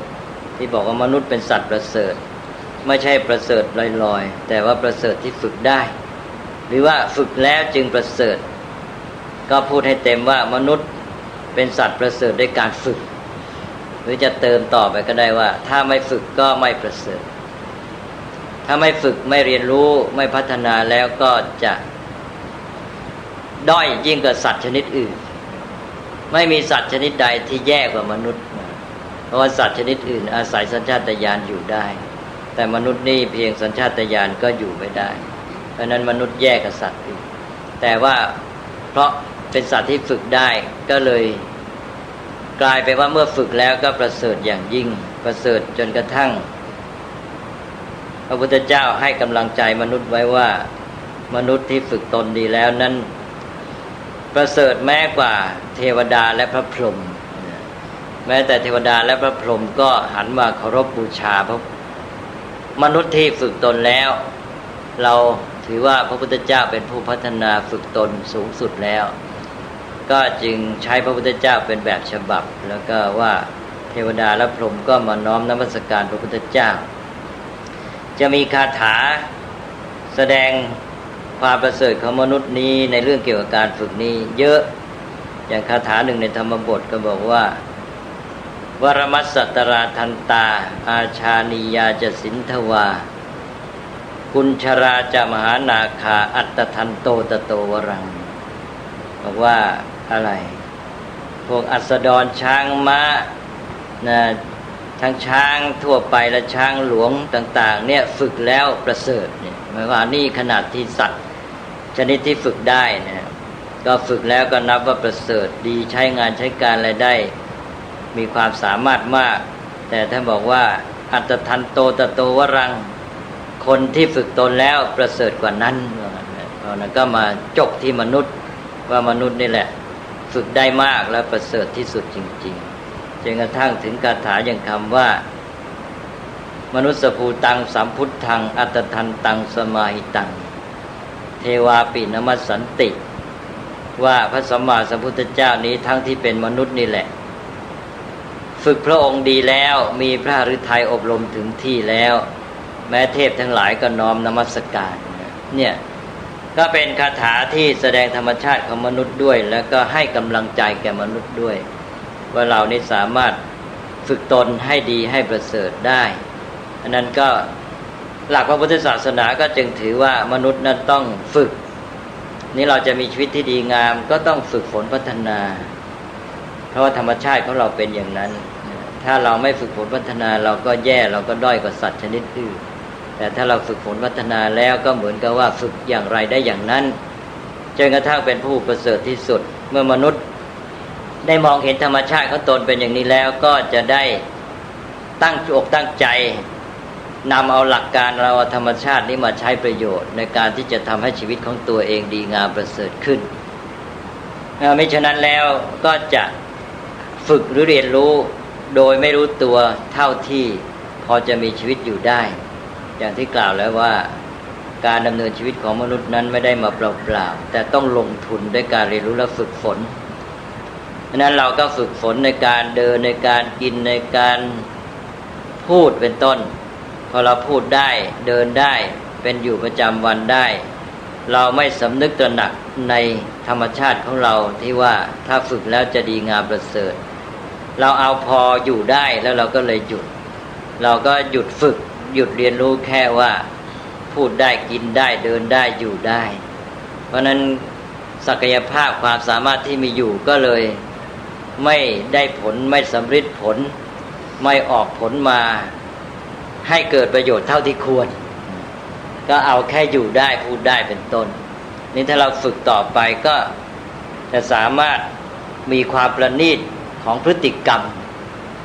ต่างๆในการเคลื่อนไหวในการเป็นอยู่ในการพูดเป็นต้นเนี่ยก็ประณีตยิ่งขึ้นแล้วก็ได้ผลมีประสิทธิภาพยิ่งขึ้นถ้าเราไม่ฝึกฝนต่อเราก็ได้แค่เดินได้พูดได้แต่พอเราฝึกแล้วเดินเป็นพูดเป็นต้นนะก็ทำให้ได้ผลดียิ่งขึ้นอย่างเรามีวัฒนธรรมเป็นต้นมีมาเรื่องของมารยาทอะไรต่างๆเนี่ยเป็นการฝึกให้มีพฤติกรรมที่ประณีตยิ่งขึ้นนอกจากพฤติกรรมประณีตยิ่งขึ้นแล้วจิตใจก็ประณีตยิ่งขึ้นมีคุณธรรมมากขึ้นเป็นต้นแต่ที่สำคัญที่สุดก็อย่างที่กล่าวแล้วก็คือปัญญาก็จะมีความเฉียบคมมีความลึกซึ้งมีความกว้างขวางมีความละเอียดละออยิ่งขึ้นจนกระทั่งว่าอย่างรู้ถึงสัจธรรมความจริงของสิ่งต่างๆสามารถเชื่อมโยงเหตุปัจจัยต่างๆสามารถคิดการแก้ปัญหาสามารถสร้างสรรค์อะไรต่างๆได้จึงได้เกิดเป็นอารยธรรมวัฒนธรรมของมนุษย์นั้นถ้าเราไม่หยุดเสียมนุษย์ก็จะใช้ความสามารถตามธรรมชาติคือการฝึกตนได้เนี่ยทำให้ตนเองกลายเป็นมนุษย์ผู้ประเสริฐเมื่อเรารู้ตระหนักในธรรมชาติอย่างนี้แล้วก็เลยพยายามฝึกฝนพัฒนาตนอยู่เสมอเราก็พูดได้ว่าชีวิตของมนุษย์นั้นที่มีมาได้อยู่ได้ก็อยู่มาได้ในการเรียนรู้ฝึกฝนพัฒนาตนเองเพราะนั้นถ้าเราจะมีชีวิตที่ดีงามเราก็ต้องเรียนรู้ฝึกฝนฝึกหัดพัฒนาเรื่อยไปก็สรุปว่าชีวิตของมนุษย์นั้นที่เป็นชีวิตที่ดีงามได้ก็ได้การเรียนรู้ฝึกหัดพัฒนาที่เรียกว่าการศึกษาหรือจะใช้ศัพท์พื้นฐานว่าธรรมะก็ได้นี้เมื่อเราฝึกหัดพัฒนาไปก็เป็นสัตว์ผู้ประเสริฐพระพุทธศาสนาก็เอาหลักการนี้มาใช้ก็ให้มนุษย์นี้ฝึกหัดพัฒนาตนเองเรียนรู้อยู่เสมอก็ใช้หลักที่เรียกว่าสิกขาแล้วก็พัฒนา3ด้านทั้งพฤติกรรมจิตใจและปัญญาฝึกหัดเรียนรู้ฝึกฝนพัฒนาในด้านพฤติกรรมก็เรียกว่าศีล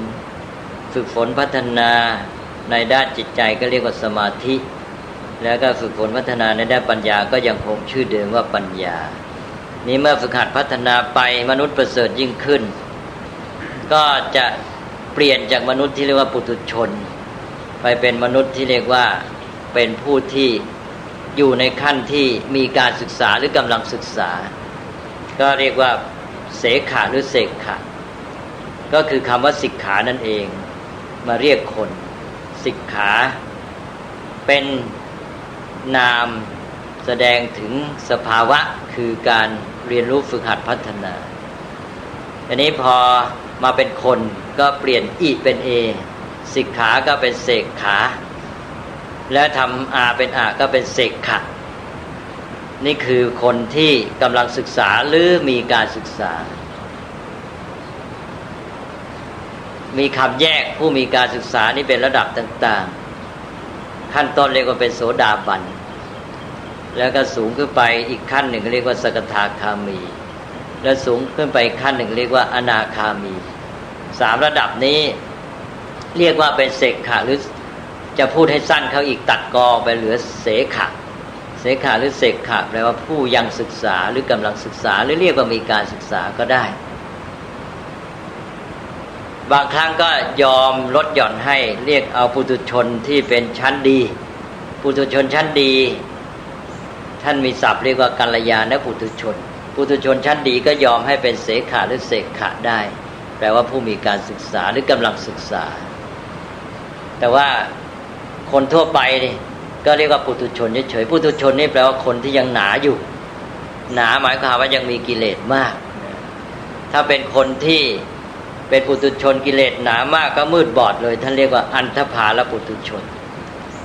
นั้นปุถุชนชั้นหยาบเรียกว่าอันธพาลปุถุชนแปลว่าปุถุชนผู้อันทะแปลว่าบอดแล้วก็ภาละก็แปลว่าเขลาเป็นอันธพาลไปทีนี้พอดีขึ้นมาก็เป็นกัลยาณปุถุชนนี่จัดเข้าในระดับของคนที่มีการศึกษาแต่ก็ยังต้องศึกษาอยู่แล้วก็ไปเป็นโสดาบันสกทาคามีอนาคามีนี่ทั้งหมดเนี่ยยังอยู่ในระดับยังต้องศึกษาทีนี้พอศึกษาจบไม่ต้องศึกษาอีกต่อไปก็เป็นพระอรหันต์เรียกว่าอเสขะหรืออเสกขะก็มีบุคคลระดับเดียวที่ไม่ต้องศึกษาถือว่าจบการศึกษาเรียกว่าอเสขะคือพระอรหันต์รวมทั้งพระพุทธเจ้าด้วยก็เป็นพระอรหันต์เหมือนกันทีนี้ใครยังไม่เป็นพระอรหันต์ก็เลยต้องศึกษาเรื่อยไปนั้นอย่างพระที่บวชมานี่ก็เข้ามาเพื่อจะเรียนรู้ฝึกหัดพัฒนาตนเองอันนี้ตราบใดที่ยังไม่เป็นพระอรหันต์ก็ยังต้องศึกษาแม้แต่บวชมา 50-60 ปีจนกระทั่งว่าเป็นพระเถระผู้ใหญ่เป็นมหาเถระพรรษาอาจจะอยู่ถึงอายุ90ก็อาจจะพรรษาก็แถว70ก็ยังต้องศึกษาอยู่นั่นแหละไม่รู้จบเป็นเรื่องของชีวิตของเราบอกแล้วว่าชีวิตที่ดีงามคือชีวิตแห่งการศึกษาเรียนรู้ฝึกหัดพัฒนาต้องเรียนรู้เรื่อยไปถ้าใครไม่ศึกษาบวชเป็นพระเข้ามาอายุ 70-80 ปีแล้วถือว่าตัวบวชนานไม่ศึกษาไม่เรียนรู้ฝึกหัดพัฒนาตัวเองต่อไปก็ถือว่าตกอยู่ในความประมาทก็ผิดธรรมะ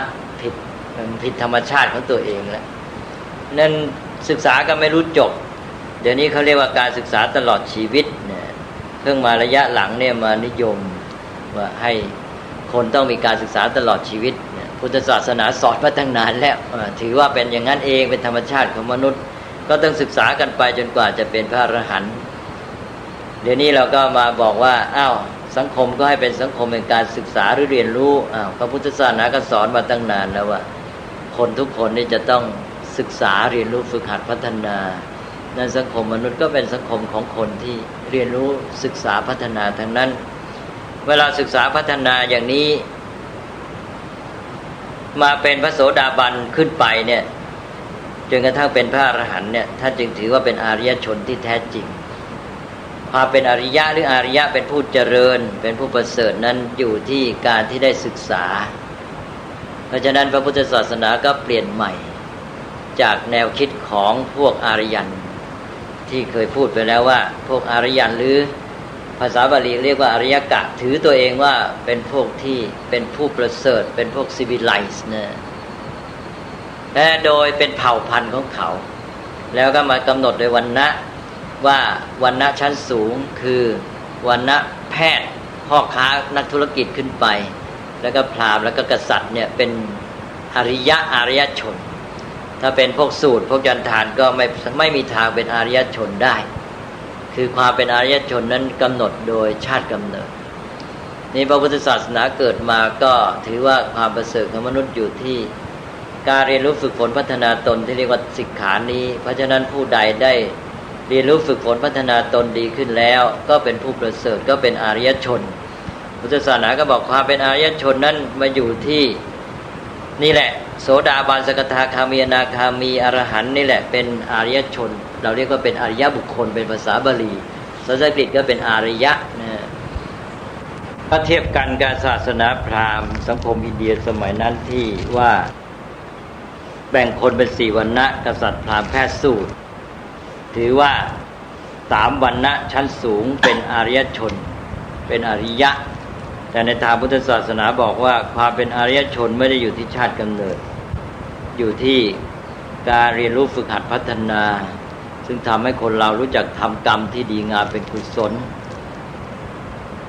ก็เลยจัดว่าคนที่จะเป็นอริยชนจะมาจากชนชั้นวรรณะไหนกำเนิดยังไงก็ได้ขอให้พัฒนาตนขึ้นมาแล้วเราก็แบ่งระดับโดยถือเอาการปฏิบัติตนให้เป็นไปตามธรรมชาติของตนเองใช้ความจริงตามธรรมชาตินี้ให้เป็นประโยชน์แล้วก็กลับทำให้ชีวิตของตนได้ดีงามประเสริฐอย่างที่กล่าวมาวันนี้ก็ขอพูดยุติ